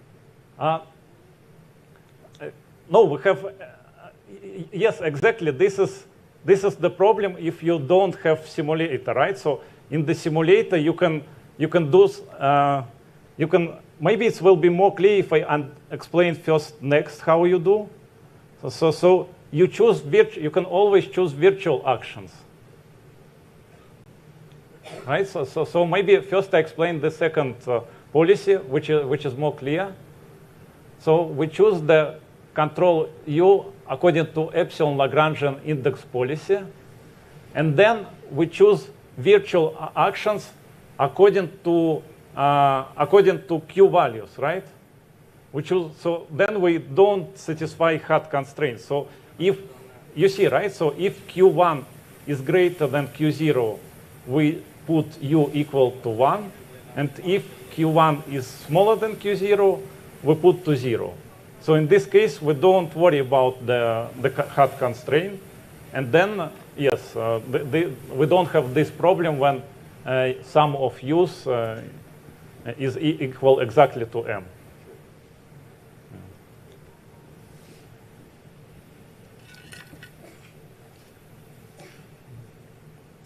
Yes, so, and for the same circulant dynamics example, let us compare the performance of the Whittle index policy with the Lagrangian index policy. So on that example, actually, they give the same answer. Then, what I mentioned, a big advantage of the Lagrangian index policy is that it is applicable also to the non-indexable problem. So on which there is no any theoretical justification to apply Whittle index, we can still apply Lagrangian index.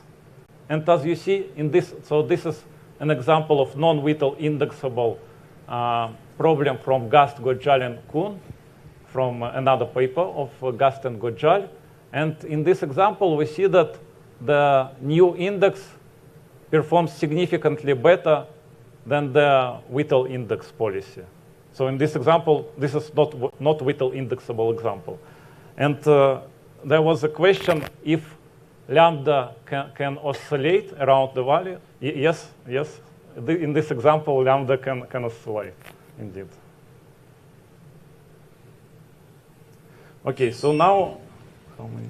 I have a quick question. Yes. So all instances of this restless multi-arm bandit are indexable with respect to the Lagrangian index? Yes, because Lagrangian index doesn't have a condition for indexability. Okay. Yes, you don't need to have this condition. So that's yeah, that's very nice. Yeah.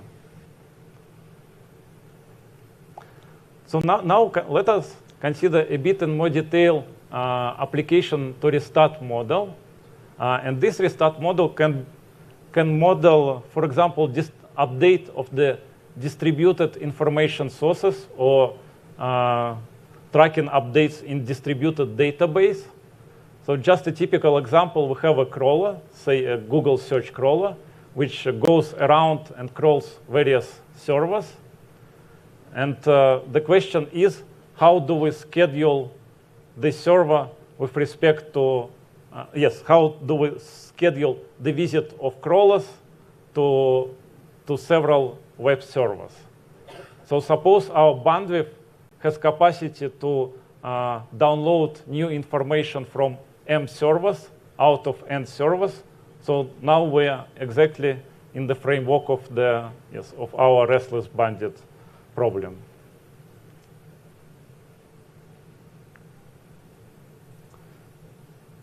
Yes. So for this type of applications, there's a very nice notion of age of information. And let me present next the simplest possible, I think it's the simplest possible model for the age of information of M sources out of N sources. So again, we have say, M servers with information which we want to crawl or access out of, we want to access M servers at a time out of N servers because, for example, of bandwidth constraint.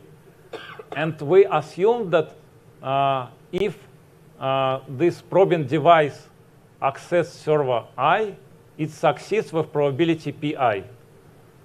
And that's important. It's a very typical characteristic of this distributed system with a large number of servers. So there could be failures, and failures could be at least of two types. Either distant server can time out, or the probing packet could be lost. So at least two problems for why we might fail to get fresh information at a given time slot. So then we can model the freshness of information at source I at time slot n by xi n plus, xi n. So what will be the freshness at the next time slot? It will be 1 if we crawl that source of information and the probe was successful. So we set up freshness to 1, or the age of information. So we set up the age of information to 1. If we didn't succeed, so the information is getting older, so we increment the age of information by 1. So this is the dynamics of our Markov chain. And this is a very nice example. So in this example, everything can be calculated analytically. So we can use, for example, renewal approach to compute the average reward. So this is the expression of the average reward. So you can see that this is the average of the reward on the renewal interval divided by the expected value of the renewal interval. And by the renewal interval, I mean two events where the age of information is reset to 1, right? So from time to time, we reset the age of information to 1. So this makes a renewal period.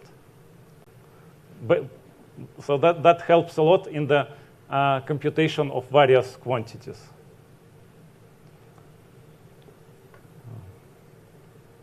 And then, yes, this comes from the expected value of the for the geometric distribution, and this is it comes from its variance.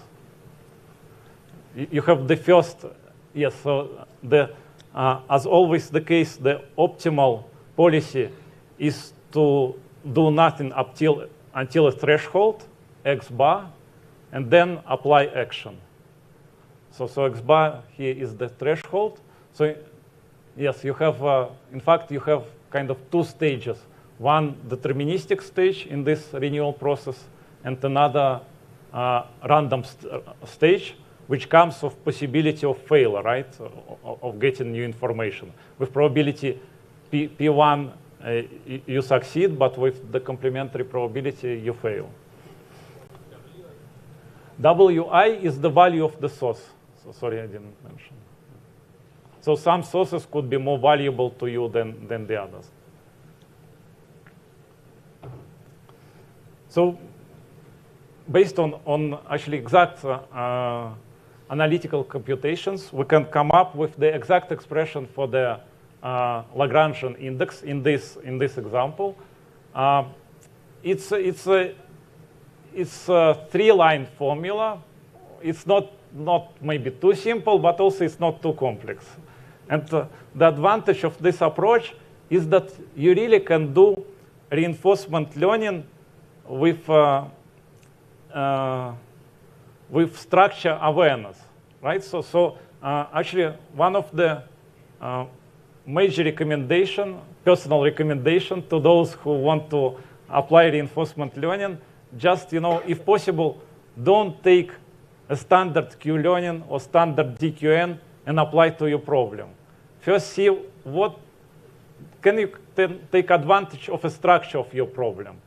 So in this case, you really know a lot about the structure of the problem, and instead of just simply applying Q-learning method, what you can do, you can estimate first the success probability, and then use these formulas. So it will be reinforcement learning based on indices, but it works much better because it's actually quite easy at least for this example, it was quite easy to estimate success probability. And once you know success probability, you actually have an analytic solution. So one of the take-home messages, have a look at the structure of your problem before rushing to apply to just out-of-shelf reinforcement learning algorithm. So I think I stop here. If you have questions, I'm glad to answer. If not, we can quickly go for a coffee break. But also, sometimes you watch TV show and have commercials, right? So now you'll have a commercial from me. So I think my second book has been already mentioned, but it's a fairly recent book. And if you like networks, random graphs, complex networks, random walks on graphs, clustering, graph clustering, semi-supervised learning on graphs. So I recommend my new book about all these topics. Thank you.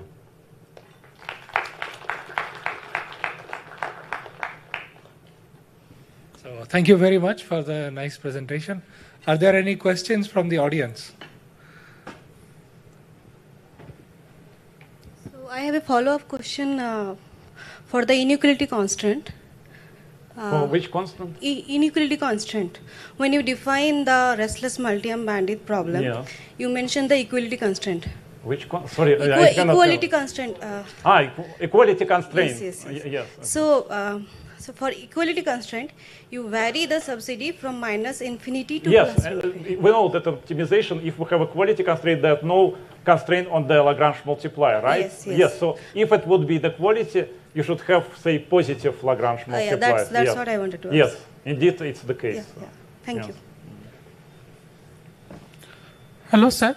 I have one question. There is a concept of gating index in the classical multi-arm bandits. So there is at a time a single arm is pulling and independently, and also the other arms are frozen that time. So the concept is there is that which arm is the maximum gating index we have to pull. So here also the weighting index they are pulling at a time more than one arm. So my question is that is the same concept like gating index in the case of Whittle index or exactly. In fact, it's generalization of a gating index.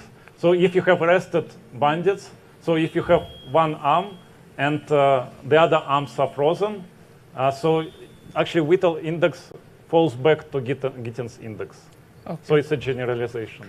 Also in the Lagrangian index is the same like? No, probably not, because it's different from Whittle index. It's a good question. I don't know. I have to look in the details, so it cannot. Okay, thank you, sir. Now. Are there any other questions? So I have one last question. Yes. Has this idea been extended to the case with where you do not know the state information, the partially observed setting? No, I think even the Whittle index has not been extended. Maybe you need to do something different than Whittle index. But I think it's a really good open problem if you get bandit feedback, right? So in many cases, it's the case, yes. It's actually what happens in practice. You only get information when you do something with the arm, right? So to my knowledge, it's a very good open problem. Okay. Okay. Yeah, yes. Actually, it has been extended to two-state Markov chain because then there could be one variable, the probability of being in state. There's an ordered set, yes, and then you can do. So you need some kind of order here. Okay. Yes, indeed. You have paper, Professor Bork, about this, and some maybe from some other on channel. Yeah, yes. For what's that called? I keep forgetting the. For channel, two binary Gilbert channel. So yes, so indeed it was motivated by Gilbert communication channel. Yes, but it's very limited context. Okay. Thank you very much. One last question.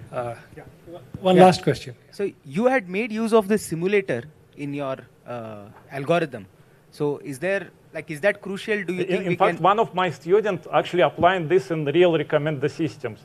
So I have a collaboration with email marketing company, and there we actually apply. Right now, she's doing A/B testing, comparing restless bandit application so there each customer is an arm, and action if you send promotion email or you don't send promotion email. So right now, actually, we're doing this even on the real recommendation system. But maybe your question was about a bit different. No, I wanted to know in your update rule for this lambda star, yes, right, or lambda n, you made use of, you presume that you have access to a simulator, yes, and there you try this epsilon greedy policy, yes, and then you use those estimates from there to update it. Yes. So without having access to the simulator itself, do you think you can? No, but the second doesn't. Yes, second also I agree to some extent. You need virtual. No, you don't need, because no, you don't need simulator, right? Because Q values you compute online. Yeah, let's go. So this is just computation. For this, you don't need simulator, right? You can take measurements from the real system. Rewards, right, you get from the real system. Next transitions you get from the real system, or from replay buffer, right? So for this, you don't need to take simulator. And for virtual action, what you do, you just compare Q values, right? So if Q for active action is bigger than Q for passive action, you take U is equal to 1. Otherwise, you take U is equal to 0. So you don't need simulator. I see. Thank you. Yeah, I remembered the reference called cognitive radio. Kim Zhao and Cornell. Yeah. So lots of papers of that. But only 2 states. Yeah, only 2 states. So now, on behalf of the organizers, it is my pleasure to present a small token of appreciation to the speaker.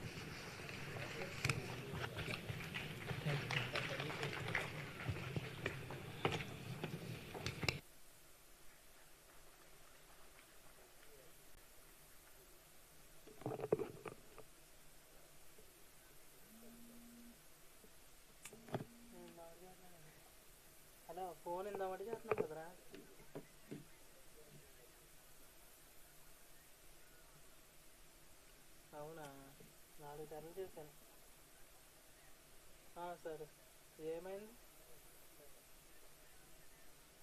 అవునా answer చెప్పాల్సింది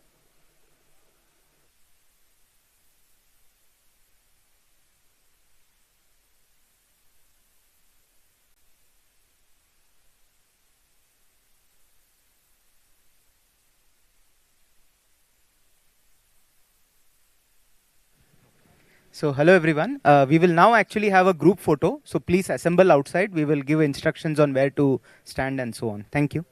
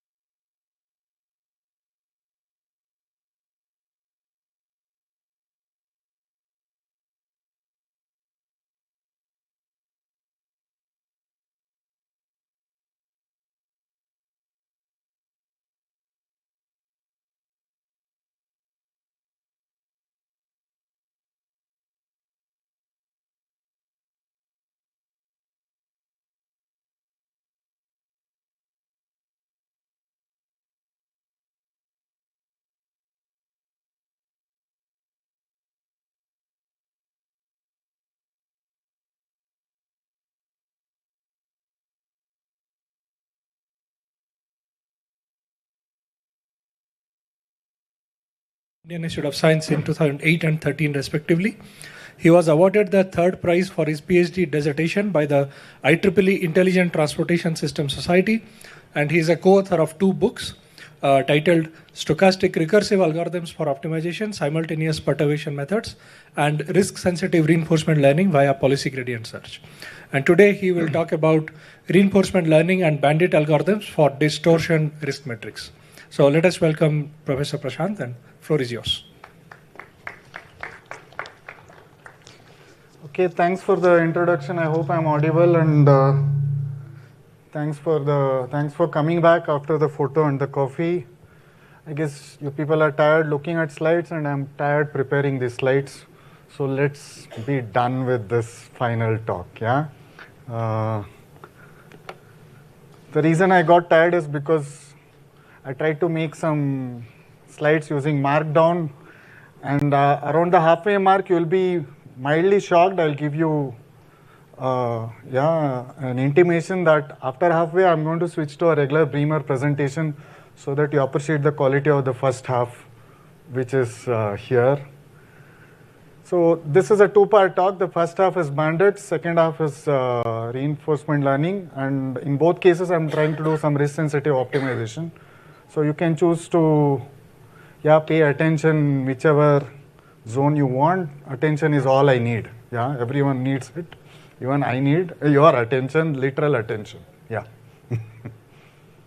Yeah, I'll start with a long quote. This is from a very, very old book.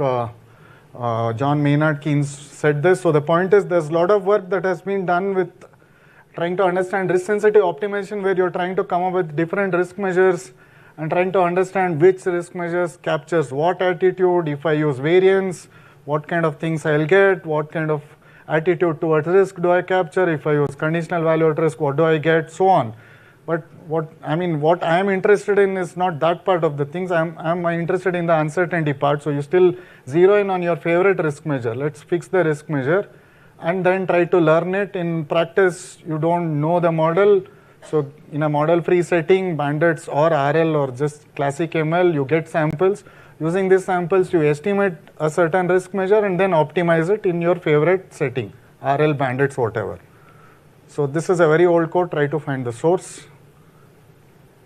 So the talk outline is just 3 bits. I'll introduce distorted risk metrics. That's the content of this, the current interest, the risk measure that interests me most now. And I'll bring it to bandits and then RL. Yeah. So why distortion risk matrix? Just trying to amaze you with a large list of risk measures. These are all special cases of distortion risk matrix. What is amazing is like it captures several well-known risk measures like value at risk, conditional value at risk. There is a distortion risk measure. Like risk metric, is a combo of risk measures as well as deviation measures. And deviation measures are like, your favorite variation, variance, standard deviation. So things like that, Gini deviation, shortfall, and all of this, just looking at some part of the tail. So there's no formal definition of deviation measures, but this is like, these are popularly acknowledged as deviation measures, and the others are all risk measures, and all of these are special cases of distortion risk metric. And in this talk, I will take an abstract distortion risk metric and try to optimize it in a bandit as well as RL context. So the definition, I cannot do slide transitions in here. I've just put all of them here. Just go one by one. So look at this bit. For a positive valued random variable, this is my distortion risk metric. And to make sense of this, imagine I take the identity function, then I recover the expected value. So this will be probability x greater than x for a positive random variable with h gone, which h taken out. This just becomes the expected value, and I'm distorting it. How I distort, that's aside, but I'm not moved too far away yet. I'm generalizing expectation. So if you want to specialize the results for expectation, my bandit results or RL results, you can do it by choosing this h. And if you have a random variable which takes both positive and negative values, you'll have to look at two integrals, the positive side and negative side. And to make sense of this, again take the identity function for h, and what you recover is the expected value here. So I'm going to treat the positive and negative values that the random variable takes here and take these two integrals, and instead of looking at it as it is, I'm throwing in a function which distorts probabilities. How to distort, that's a different story, but at the very least you have to understand that distortion risk metrics are a generalization of expectation. At any point if you have questions, please feel free to interrupt. Now this is again trying to say that I'm looking at a very big class, so I get expectation, I get value at risk. If you were there for Mohammad's talk yesterday, you can remember the definition, otherwise it's just here, it's a certain quantile. Expected shortfall, also known as conditional value at risk, is the expectation of the random variable beyond a certain quantile, which is var. Gini deviation is this quantity. This is closely related to variance. This is very closely related to variance. As a homework, use Jensen's and relate this to variance. You will get an inequality in some direction. There's mean, median, deviation. There's a whole bunch of stuff. I just don't want to read all of them. What is x star and x double star? No, just two independent copies of the same random variable. Yeah. I mean, you can write variance also as x minus x, what is it? X star minus x double star square. Yeah, in some way. Yeah, in that spirit. Yeah. So it has some properties like, forget the domain, whether this, distortion function, this part is the distortion function, this part, this is the h, and whether it is convex and monotone, you have different combinations. You have distortion functions, the h, which is convex for some and not, and also more importantly, for some it is monotone and for some it is not. This monotonicity hurts bandits. I'll come back to it very soon when I start talking about distortion risk metric plus bandits. So the point is, we are looking at a rich class. I hope you're convinced that we are looking at a very rich class of risk metrics. And if I have an algorithm which optimizes a given distortion risk metric at an abstract level, I can specialize it and try to understand what happens for different special cases. There are lots of them. If you want more, just consult me offline. Yeah. And the second aspect that I want to bring in this presentation, which is not very common in risk-sensitive optimization, is I want to maximize risk. I want to maximize risk, which is like I am risk-seeking. Yeah, I am risk-seeking, and I have given two quotes in the context of portfolio optimization. Actually, for this work, I started without motivation. I just knew distortion risk metrics. I know a little bit of bandits, RL and ML, so I started doing it. And then there was this, existential question of why I should do this. And then I approached Professor Borkar, and he gave me a quote, and he also referred to another quote. So both are here. Yeah. Yeah. So thanks to Borkar, this work is motivated well. Yeah. So the point we are trying to tell is in many practical, like for example, if you're doing trading, it makes sense, in various situations to go for high volatility, high risk, high gain kind of investments, and maybe you get very good return as compared to, trying to play extremely safe and risk averse. And I'm targeting such a formulation. Bulk of the formulations in the literature are on the other side, which is like risk averse. You want to play safe, you want to minimize risk, you want to be risk, averse, and handle your risks and do loss aversion, risk aversion, all of those aversions that you can come up with. Yeah. Just a question. So this quote somehow seems to suggest that the negative reward and the positive reward are not equivalent. Yes. But is one harder than the other? We will see in bandits. I'll answer your question in bandits. It depends on the setting. At least specific to distortion risk metric, in the context of bandits, you will see a lot of non-trivial challenges. And the point we are trying to tell is in many formulations, even the exponential cost, which is what exponential utility formulation, which is the topic of this paper by Professor Anantram and Professor Borkar. You cannot just, replace a reward by a negative cost or the other way and get some kind of a mirror behavior. You'll have to work from scratch. That's the point we are trying. Yeah. No, but in the bandit setting, I like to try to argue that distortion risk metrics maximization is harder. So it's just specific to the risk metric and the setting that you're looking at. Yeah. So the one slide summary of what I do in bandits, we formulate a DRM sensitive problem. DRM is distortion risk matrix. And the important conclusion for those who have looked at bandits is that for many distortion risk metrics, a solitary arm is not optimal. By this, yeah. I just had a simple question. So that when you are giving the table, so monotonicity, I understand you want to capture the characteristics of the function. The convexity, if it is a non-convex function, so it how does it affect? Yeah. So the in risk literature, yesterday Mohammed brought it up. I didn't have the energy to put that in the slide. There are coherent risk measures. So convexity in a finance. A convex risk measure means that when I diversify, I am not increasing the risk. Okay. Okay. And if H satisfies some properties related to convexity, then I can argue that the overall distortion risk metric is coherent under some conditions. So if you have a non-convex risk measure, then it's challenging to optimize. Coherent risk measures may be challenging, but you can still try to optimize and try doing something. If your risk measure is not, if it is not coherent or not convex, then trying to optimize it becomes a lot harder. So the hardest problem is non-monotonic, non-convex functions that we would normally think. Probably, yes. Okay. Yeah. Thank you. Yeah. Anyway, this is a paper that got accepted, I think day before, or yesterday maybe, or day before, yeah. In IISc, these are my amazing co-authors. I am PLA, that stands for my name and nothing fancier than that, yeah.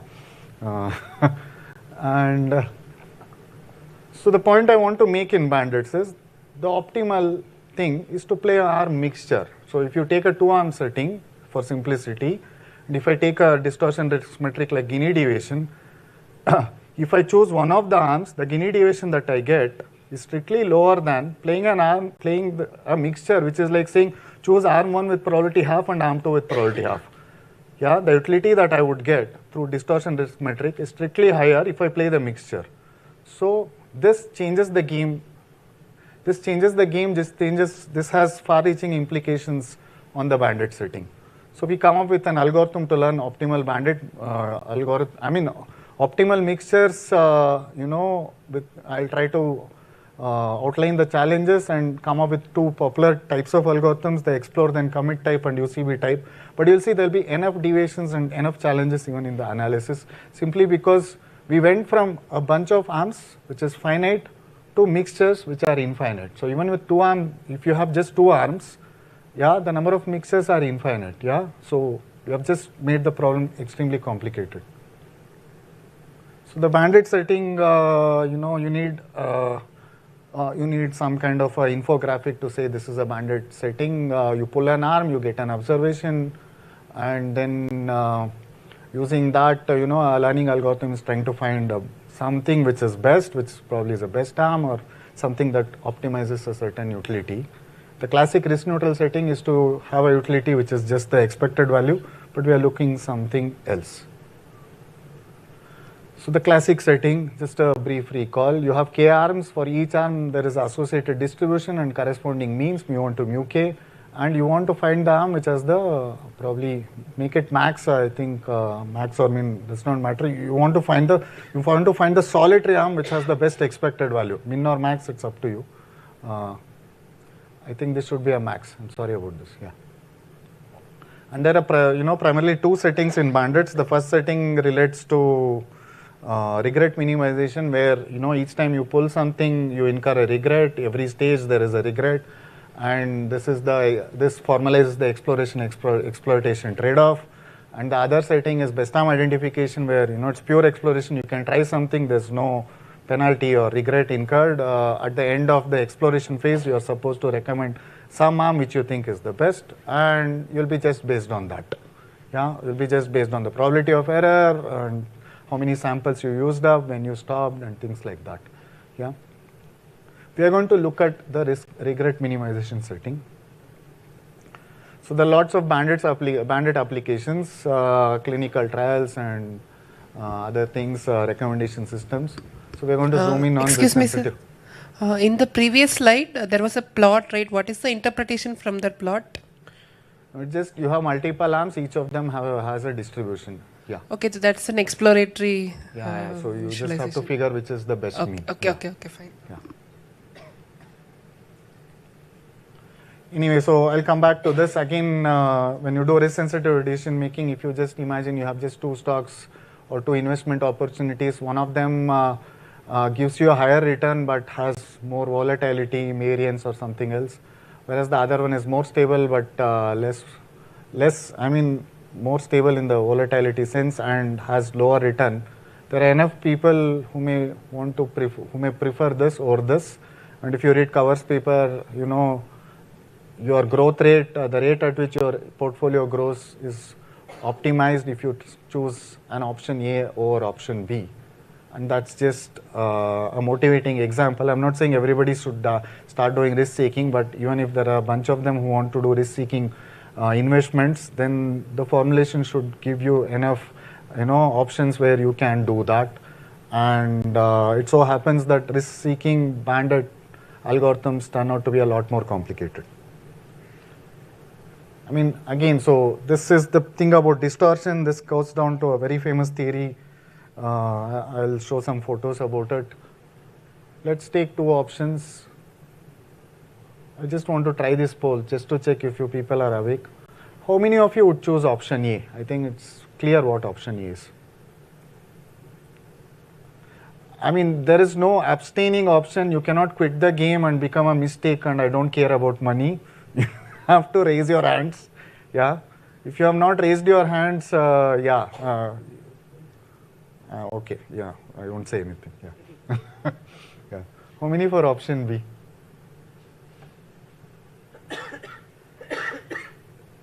I would like to conclude for the sake of this talk that there are more option A's. Yeah. Yeah. So the way to explain this, if you go back here, right, I mean, you can get same expectations. From the expected value point of view, option A and option B are indistinguishable. But when it comes to money, it's not the same thing. Yeah, you're getting some very high reward. I can play with this number so that, you choose option A. I can keep on playing with this number and keep scaling this up and things like that. Yeah, and scaling this down. Maybe I should switch to a lower currency and give you just 1 rupee or less than a rupee so that you can't buy anything with that. Yeah, and maybe you will try to gamble and choose option A. I can play with those numbers. Yeah. But you can also do like $1,000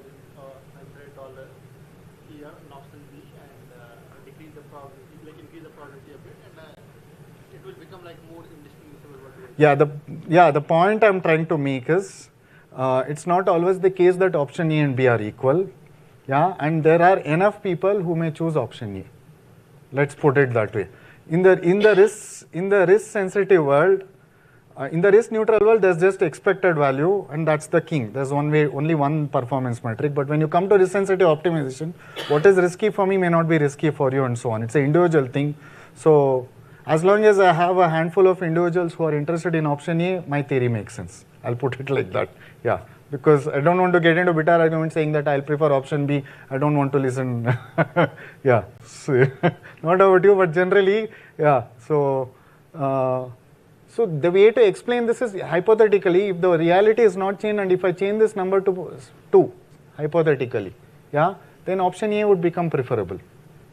Yeah. So the idea about distortions, which goes back to a very famous theory by Tversky and Kahneman from 1979, prospect theory.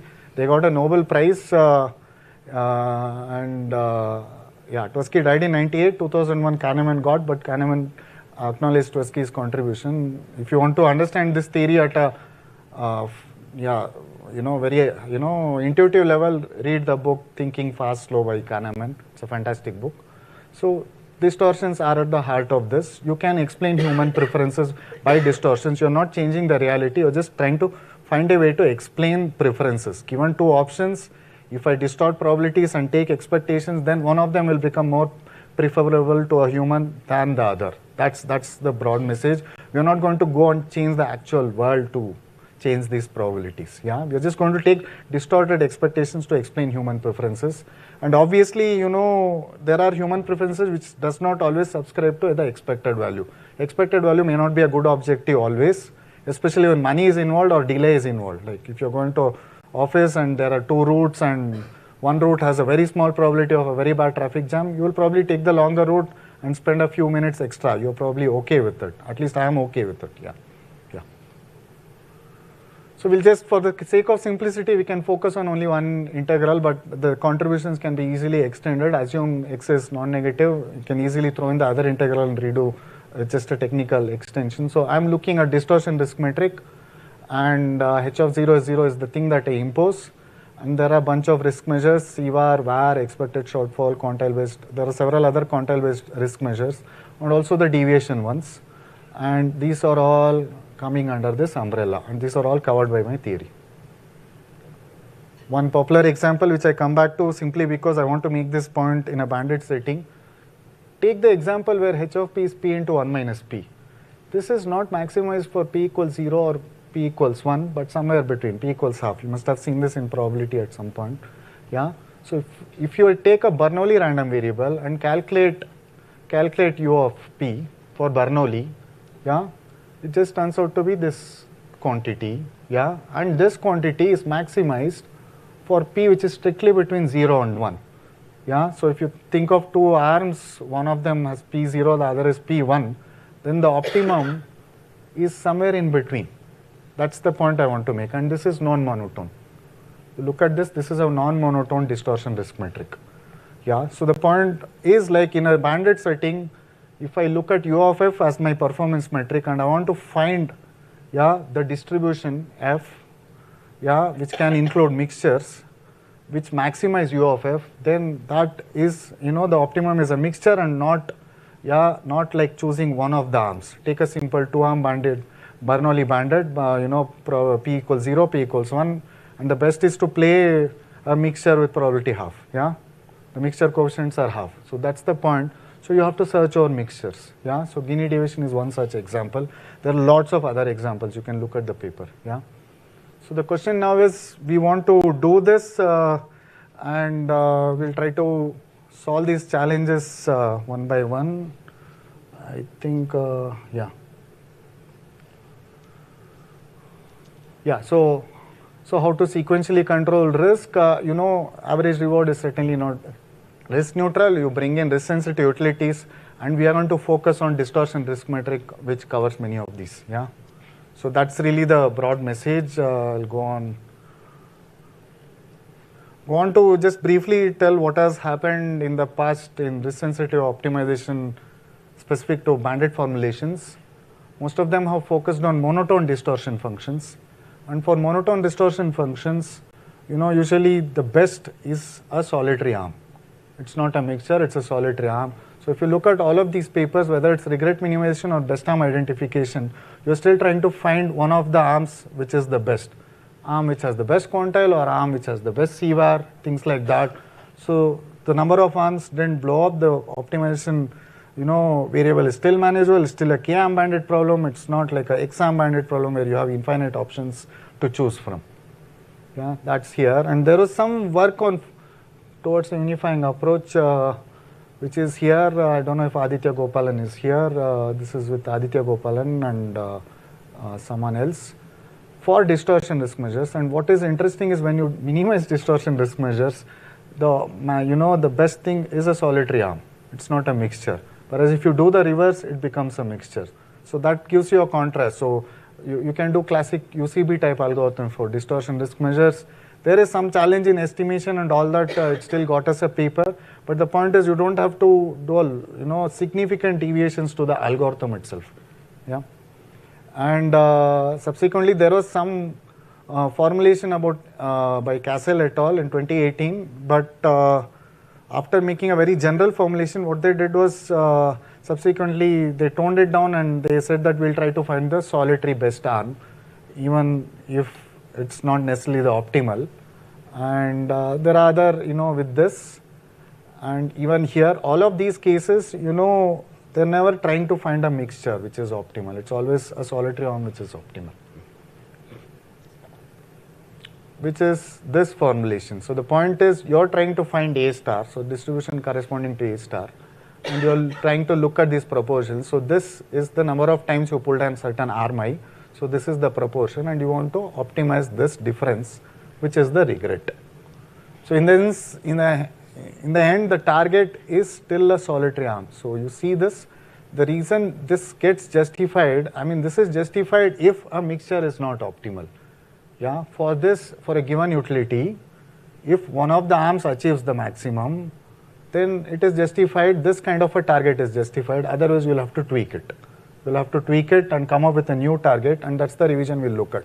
If the utility is convex, you'll get solitary best arm, and with Lipschitzness, you can come up with nice concentration results, plug in the empirical distribution, use U of Fn as your estimate of that, come up with a UCB, use a concentration bound, things like that. There are no major surprises. There is technical work, but the algorithm, the bandit algorithm per se does not change.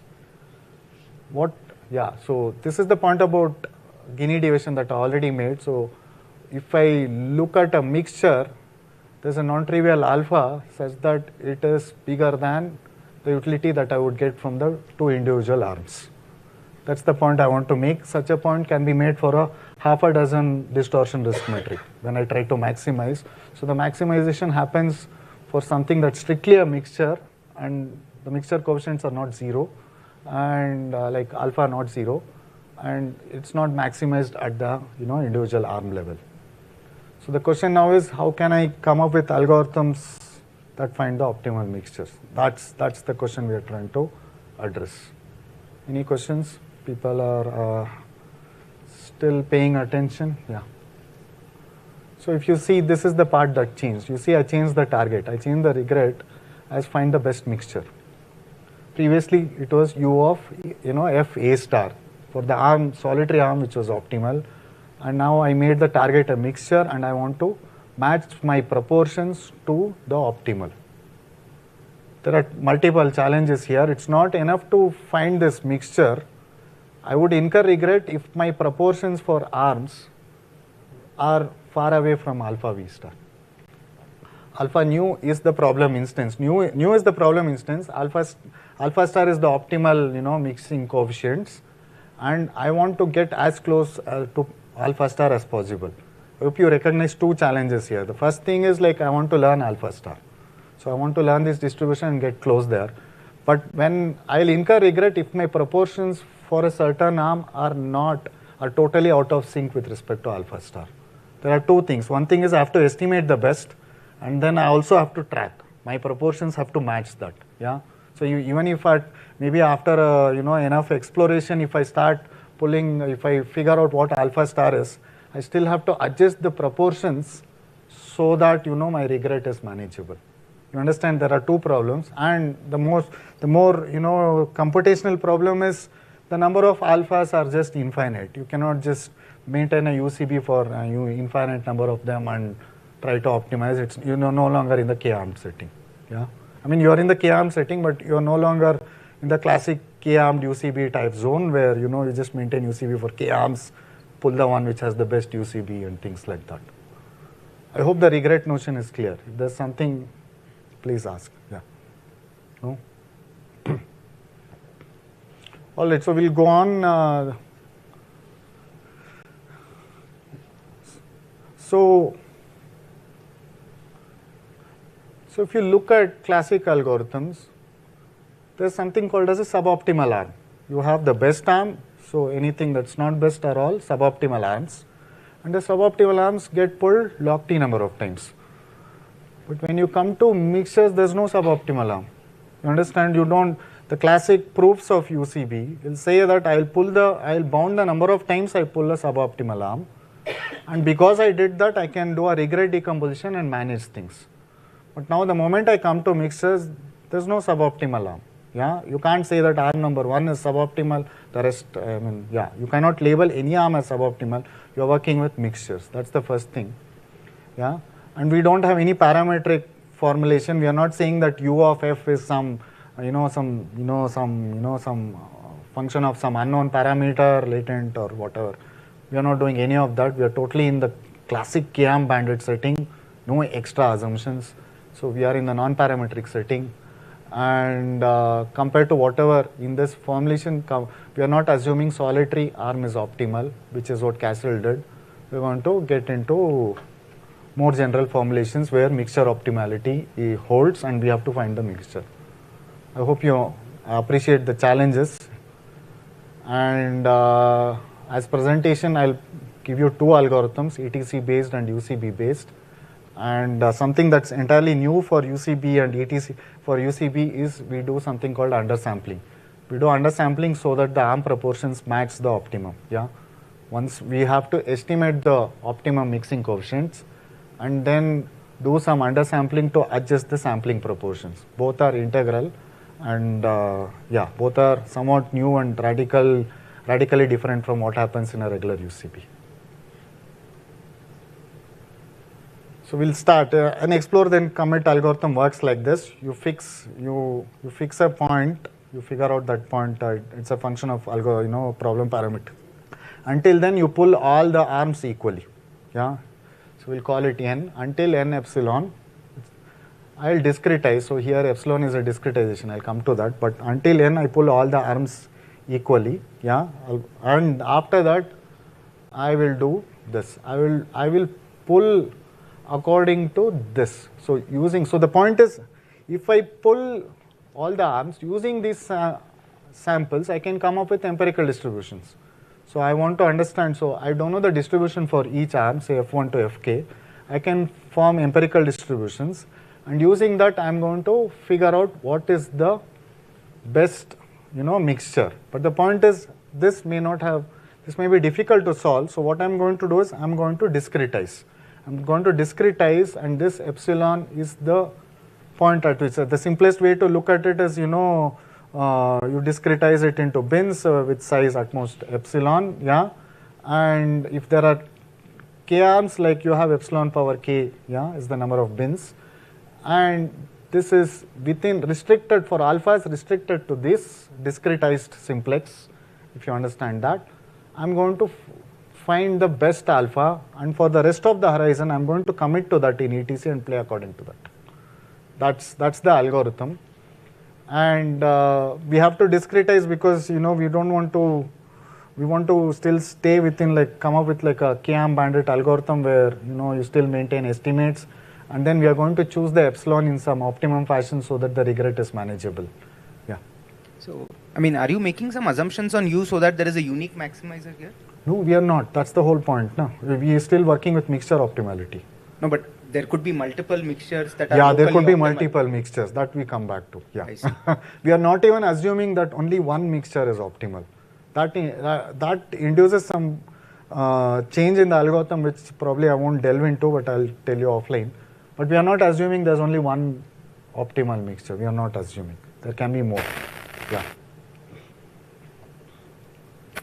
We are discretizing for computational tractability, and we still want to work like a finite bandit problem and not do like an exam bandit yet. The first thing that you want to try is still something in the finite bandit regime. Yeah, and so we're going to work with this. This is the discrete simplex. So when I commit, yeah, so if you remember, I got a alpha n epsilon. N is the point until which I do pure exploration, uniform exploration. And then after that, I use this and play according to this. But I have to do this. So I'm doing this adjustment. So take the set, yes, you can take it as k minus 2. You just take the k minus 1 arms, first k minus 1. And for the remaining one, you're going to adjust it like this, the proportions. Yeah, you're going to adjust the proportions like this. You're going to play it like this so that you don't incur regret. Yeah. So you're not paying according to alpha at alone, but you're doing this. You can ignore this adjustment. It's like you're taking k minus 1 entries and fixing the proportions. And once you do that, the remaining arm, you can indirectly fix it. Yeah. So you are in the regret minimization setting, right? Yeah. So when there is no unique optima, I'm now a bit lost. What is the definition of regret again?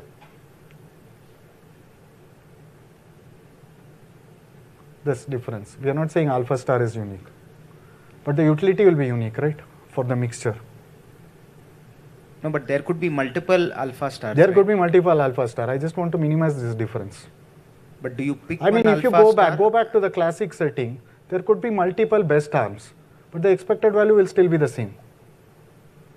It's in the same setting. The point is, instead of, so the utility in the classic setting also, you're not saying that there's a unique best arm. You could have, it's in the similar regime, you have a utility attached to each arm, but now I come to a mixture setting.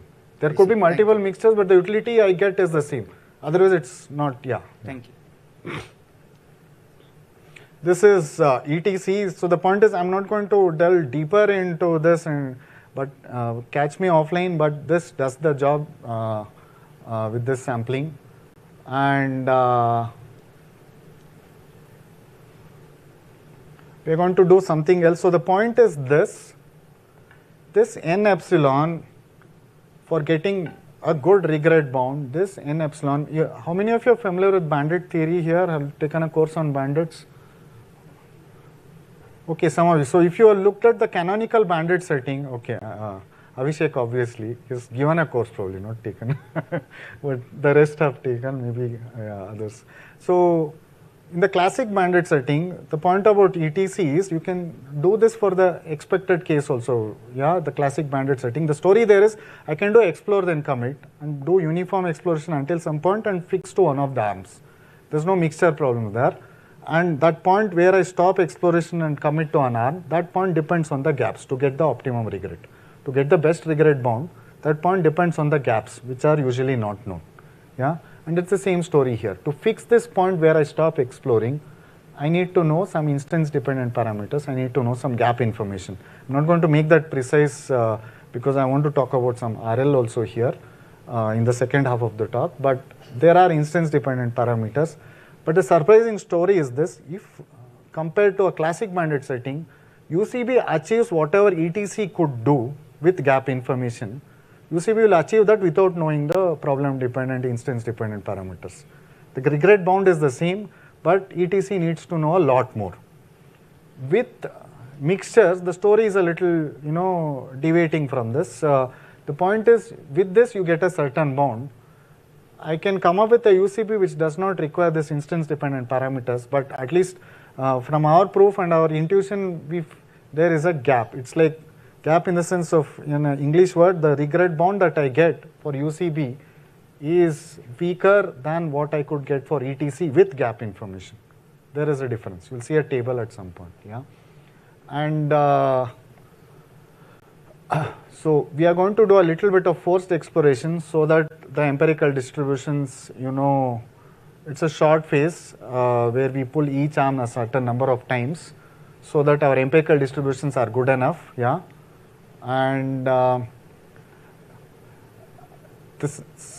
point here is this O of log t is no longer true. The point about this is you may have to because you are working with mixtures, you may have to pull each arm a linear number of times. So forced exploration is not bad, that's the intuition. Here, because of mixtures, you are not going to pull the suboptimal arms, there is no suboptimal arm, so there is no O of log t. You have to pull each arm order of t, something that's a fraction of t. And this, how to do this exploration implicitly, ETC did it explicitly. Initially, until n epsilon, I do explicit exploration. I pull each of them order of as a fraction of t, and here we are going to do that implicitly in UCB. That's the point about UCB. The first thing is simple enough. So at any point, how do I estimate the utility? I will come up with a UCB. So this quantity, whichever I am trying to highlight, is the empirical distribution from t samples for RMI, whatever I have here.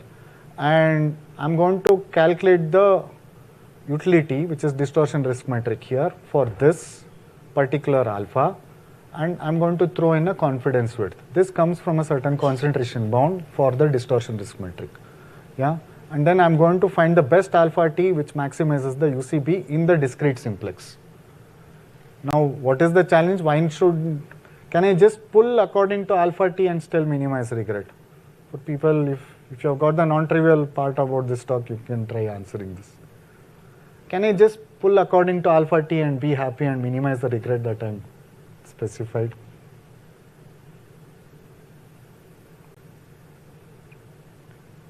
See, for each alpha, assume you are solving, you fix the discretization level and you work with that, and you still have a finite number of arms. For each such point in the discrete simplex, you can calculate a UCB.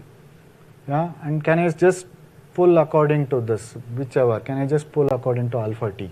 Or do I have to do something more? The problem is here. If you go back to the regret definition, which I want to show here, the point is you may find the best alpha, but your proportions may be off from alpha. See, until time t, you have found alpha star, which says that you pull this arm with this probability and so on. But the proportions that you have done until that point, if it is away from alpha, then you incur regret. So you have to match the proportion. This proportion of RMI being pulled should be close to whatever is there for alpha star for the ith index here. So if that is not the case, you incur regret. So you have to adjust the sampling. You cannot just pull the arm that maximizes not the arm, you cannot just pull the mixing, play according to the mixing coefficient that maximizes the UCB. You will have to do something more, and that something more involves undersampling. We do undersampling so that if an arm, so the intuition is this, if an arm is not pulled, much lower than the actual proportion given by alpha t, then we are going to play that. Otherwise, we are just going to play the arm according to the best use, whatever UCB says. And the way to, a nice elegant way to achieve that is this expression, and this even empirically performs better than randomly sampling according to estimated mixtures. So once you estimate the mixtures, don't play according to the UCB, but you adjust the sampling proportions and do this undersampling trick, which is common in best arm identification. Maybe at least one of you knows about this undersampling business in best arm identification. So we are just doing something like that to adjust the proportions. This is entirely new. So I'm going to skip the regret analysis, but just move on to the bounds. The bounds here, the reason why something is shaded is because the bounds are not shady, but these are all risk metrics where mixture optimality holds. All these 1, 2, 3, 4, the bottom 4 rows, the best is, there is mixture optimality. For the first 1, 2, 3, 4, 5 of them, a solitary arm is optimal. And these are the regret bounds. This quantity, I don't know what this symbol is like square root log t by t. So if you look at this difference, so this is for UCB and this is for ETC, the regret bound that we have obtained, and this is what we have obtained. And here, if you see, ETC, for example, if you take here, ETC gives me square root, ETC gives me log t over t, whereas UCB gives me square root log t over t, which is a weaker bound. That's the difference that I was trying to tell. So you have to compare. So if you get a bound like this versus the square, so in many instances I'm getting a difference between ETC and the bound for UCB. The broad takeaway is this: ETC, the ETC type algorithm has better regret guarantees for solitary arms. This is known, but also ETC does better even with mixtures, but it requires knowledge of the gaps. UCB does not require the knowledge of the gaps. That's really the main thing. And the canonical, the best example is Gini deviation. But if you take any of this, Gini deviation, mean median deviation, or something related to expected shortfall, this is expected shortfall is the same as CVAR. This is a range. For all of this with mixture optimality, there is a difference in the bound obtained for UCB and ETC. And ETC is better, but ETC requires knowledge of gaps. This is a story that's very different from what happened in the risk neutral setting. Both ETC and UCB achieved the same bound modulo constants, and ETC required the gap. So there is some difference here. And some more, bounds here. I'll probably end and move on to a different slide after this. I'll take questions on bandits now while I switch to something else. Any questions? Yeah. So this choice of H and all, so are you assuming that you know that?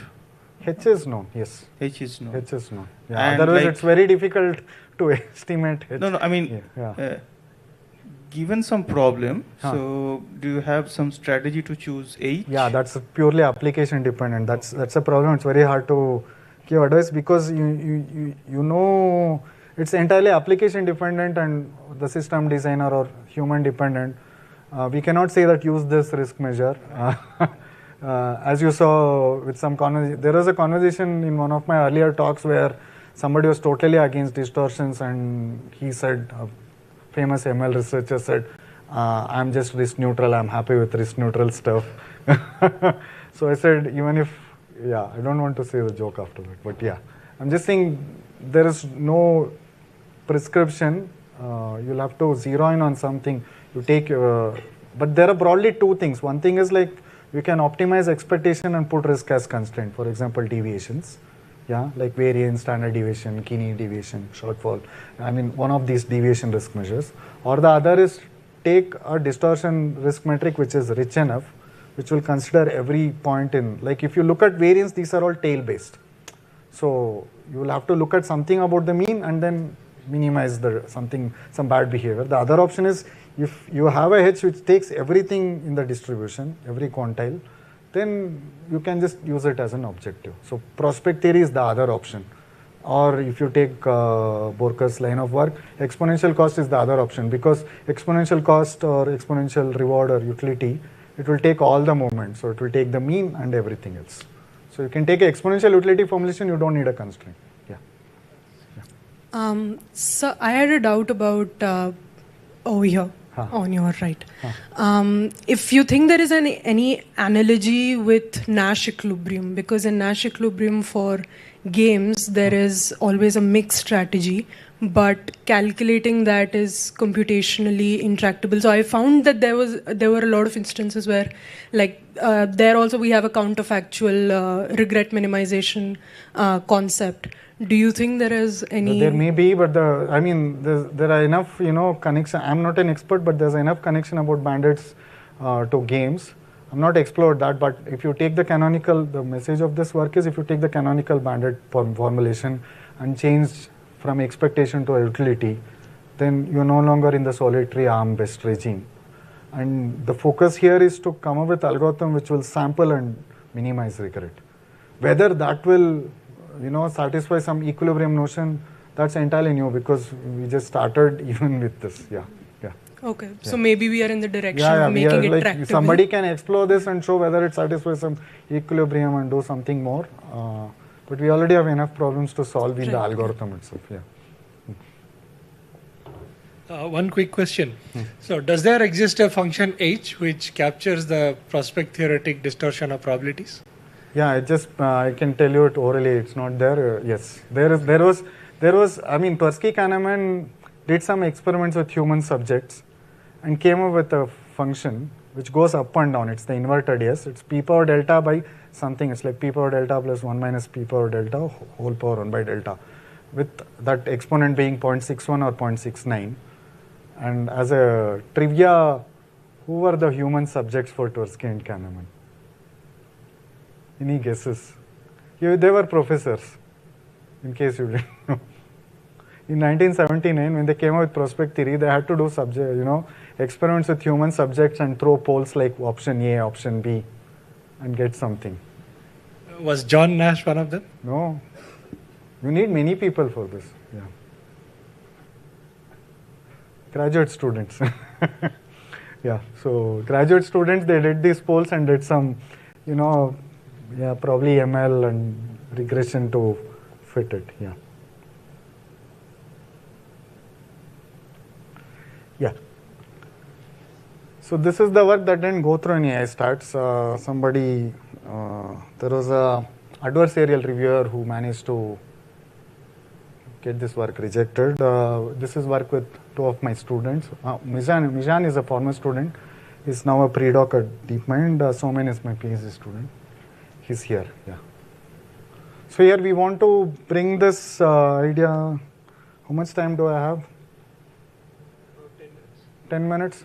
So I'll zip through this. Yeah. I want to bring this idea of distortion risk measure to a reinforcement learning setting, and my favorite setting is policy gradients. So I want to optimize that. So we'll skip most of this. RL everybody knows.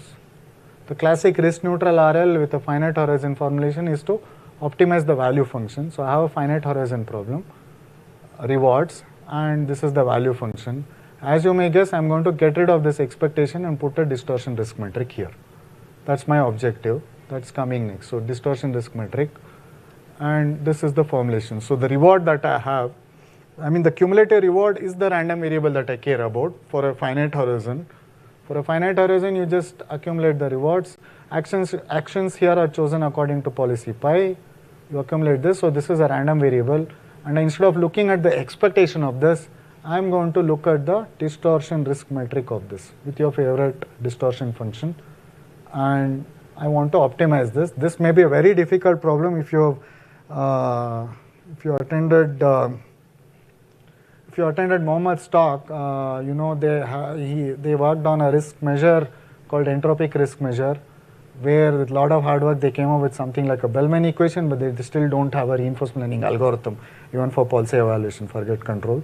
So the other alternative is to come up with something that is practically implementable and look in the space of stationary policies, try to find the best stationary policy that does this argmax, and within that you take the policy gradient setup, you parameterize and try to find the best policy in this parameterized class, and hope whatever you get, the distortion risk metric from this policy is not extremely bad as compared to whatever you would get by coming up with a time-dependent policy. So for this risk metric, we don't have any results. It would be interesting direction to do, to come up with some characterization saying, the optimal policy is time-dependent and things like that. We don't have that characterization. What we take a route is a practical route. It's easier to implement policy gradient algorithms. We just take that route, and for a policy gradient algorithm, we want a gradient expression, and that's what we zoom in on. We want to come up with gradient expressions for this distortion risk metric, and that's the focus of this work. So how to form these gradient estimates from samples and how to do this ascent, I'm trying to maximize, so I'm still trying to maximize distortion risk metrics in a parameterized class, and what is the bias and variance of such an estimate. That's the focus of this work. Any questions? Huh.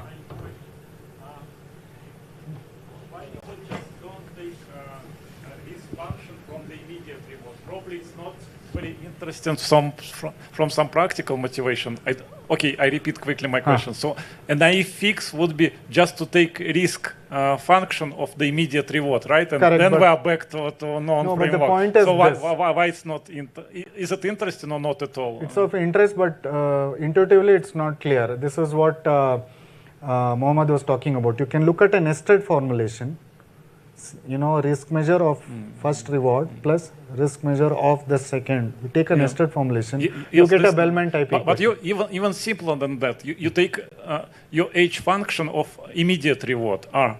Yeah, that may be interesting. I'm not entirely clear. And then it's quick fix, but from practical point of view. The point I want to make is, see, the random variable I care about, maybe in portfolio optimization, is like this is what you get after a year. Imagine I do a series of investments, I get some money, losses, gains, all that at the end of the year. So the risk I experience as a human is related to the entire annual cumulative reward, and I don't know how that relates to the individual thing. Yeah, and these are non-linear, so in the expectation world it's simple, but with non-linear, non-convex or non-monotone stuff, yes, please, please continue. Complicated. Yeah. So I'm not, but with variance you can do that. In one of the other lines of work I did that. So if you take a Markov chain, which is your favorite probably formulation, and if you fix a policy, I get a Markov chain. I can look at the variance of that entire average, or I can look at per period variance. How much each of those single stage cost or reward varies from the average, take the square, that's one notion of variance, per period versus total. Both are valid, it's not entirely clear. So the point I want to make is, in a risk sensitive world, it's just up to the individual, it's subjective, there's no like this is the thing to do. Yeah, there is no. Yeah. So along a similar line, there is also this notion of time consistent preferences, right? That time consistent translates to a nested formulation. Correct. Yeah, but it gives you a nice structure, it gives you a Bellman equation, but as a devil's advocate, I can't intuitively explain it. Okay, I optimize a nested CVAR. The policy I get, as Mohammed showed yesterday, may be very far from the CVAR of the non-nested thing. Right. So it's not entirely if it clear is what it not does. time consistent, then it may happen that what your policy prescribes, you may feel that, okay, let's do that, but when you get to the next time step, that is suboptimal now. Yeah, the point is, what happens? Yeah, it comes down according to the example shown yesterday, but maybe that's the right... No, see, theory you can do, but the point is I have a random variable, and I care about the risk associated with that random variable.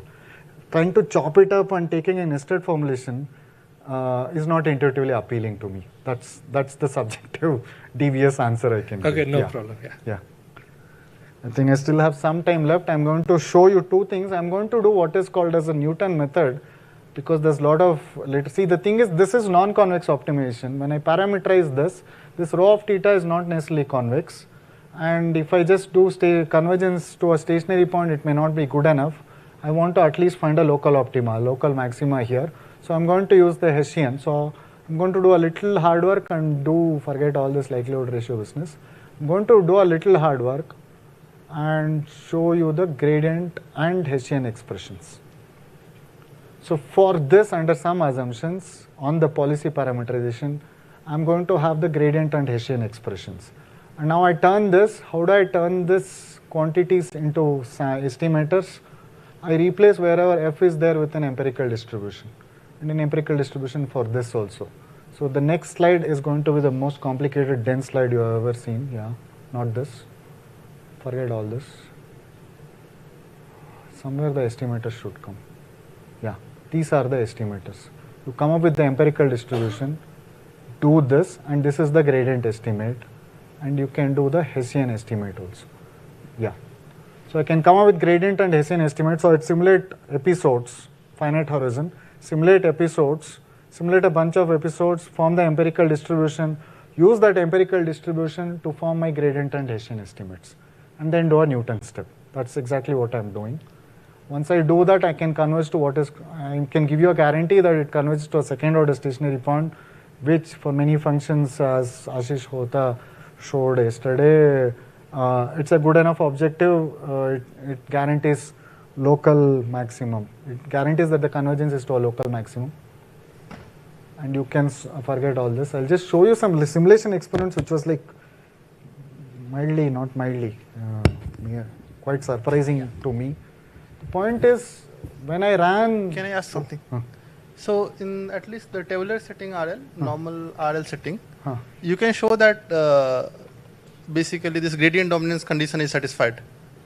Yeah. Right. So basically, you converge to like global optima. So there is no second order stationary point or something. So I was just hoping that like in this case, like when you for this risk metric, I don't know. It really comes down to what H I choose and whether gradient dominance holds. I don't know. Yeah.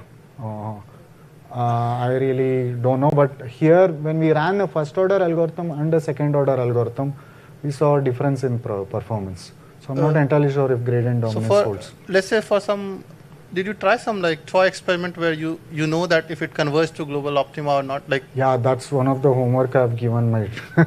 This is just like work that was done last year and we submitted. Still trying to refine it.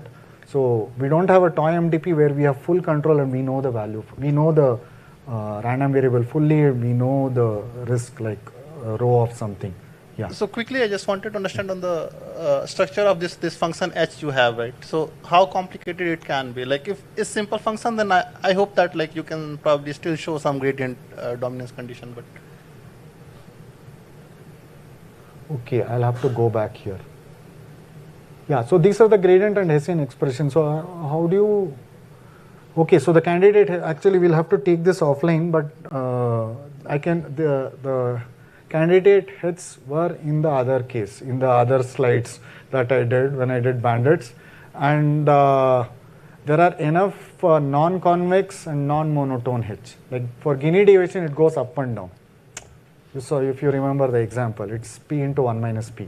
H of P is P into 1 minus P. So it's not entirely clear. It's not entirely clear. I don't know. Yeah. Thank you. Yeah. Okay, I just want to end with some empirical results that were like super surprising. So what we did was we took a Mujoko environment, I think it's humanoid, and we did optimize a policy gradient algorithm with a distortion risk metric, which was Gini deviation. And what was surprising is it gave very good result. This result is not the risk neutral result. It's like what is the reward I would get, yeah, not the distortion risk metric, but the risk neutral reward that I would get, and Gini deviation did very well there. And we have an intuitive or heuristic explanation, but it's not entirely clear why it did way better than the risk neutral algorithms. The other thing, the somewhat heuristic explanation is, if you look at Gini deviation, the mean is here, but its variance is much more than the other algorithms. So when you're trying to do like, if you do mean plus variance and try to maximize, maybe you get a policy which gives you a higher mean but also higher variance. So that's one explanation why I'm getting better average episodic rewards with Gini deviation. It would be interesting, somebody can try to dig further. You just take distortion. I mean, even for the other one, dual power, the result I got did much better than reinforce, which is the risk neutral policy gradient algorithm. The result I would get from risk neutral versus Gini deviation was like, there was a big difference. Yeah. And so it's not entirely clear why. I mean, there is some explanation when you look at these gradient expressions, we are trying to make sense. So the point is, if you look at this, okay, let's look at just the gradient expression. There is a H prime here. And the way to estimate these gradients is to take the episodic rewards, order them, and for each of them you put a different weight. And that weight, if you look at all this Gini deviation or the other distortion risk metric or dual power, that weight is higher on the episodic rewards which are on the higher side. For episode which gave you higher reward, you're putting more weight here. You replace this by a summation, you get an estimate. This integral with the empirical distribution turns out to be just a summation. You can take the order statistics of m episodic rewards, and you're going to put more weight on the episodes which gave more rewards. Whereas with reinforce, you're putting uniform weight. Yeah, that's really the parallel. So that's probably giving it, but that also results in higher variance. That's just an intuitive explanation. We don't have any theoretical justification. I'll end here. I'll take questions and end with a poem. This is not ChatGPT. This is from an old poem. I think if you read it hard, you may get a connection to taking risk. So this is a poem that is asking you to take risk. Yeah. Yeah. Any questions? Yeah.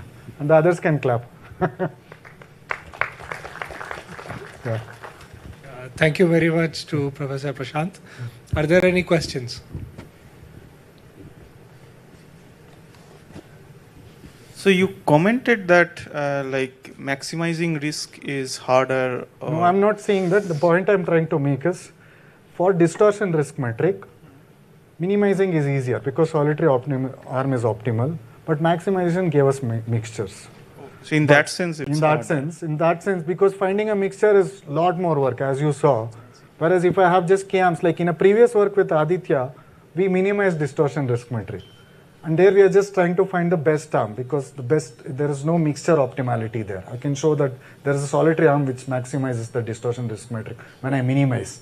The problem with maximization is, like, the maximum, if you take the Gini deviation, the maximum occurred in between, not at p equals 0 or 1.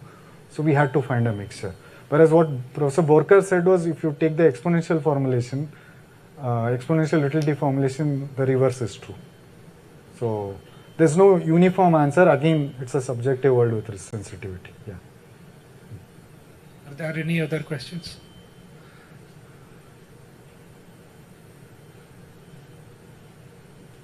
Okay. Yeah. So finally, let's thank the speaker with another big round of applause. Yeah. Thanks. And on behalf of the organizers, it's my pleasure to I'll do what Constantine did. I'll come here.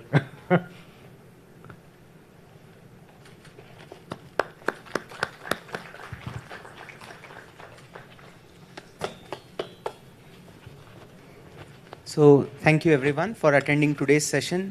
Tomorrow is a Saturday, so I'm worried that many of you may decide not to come. So in order to give you some motivation to come, tomorrow in the afternoon from 2 to 4, we would have 2 talks on reinforcement learning with human feedback, one by Vaneet Agarwal and one by Aditya Gopalan. So I hope that is enough motivation for you to come tomorrow. Thank you.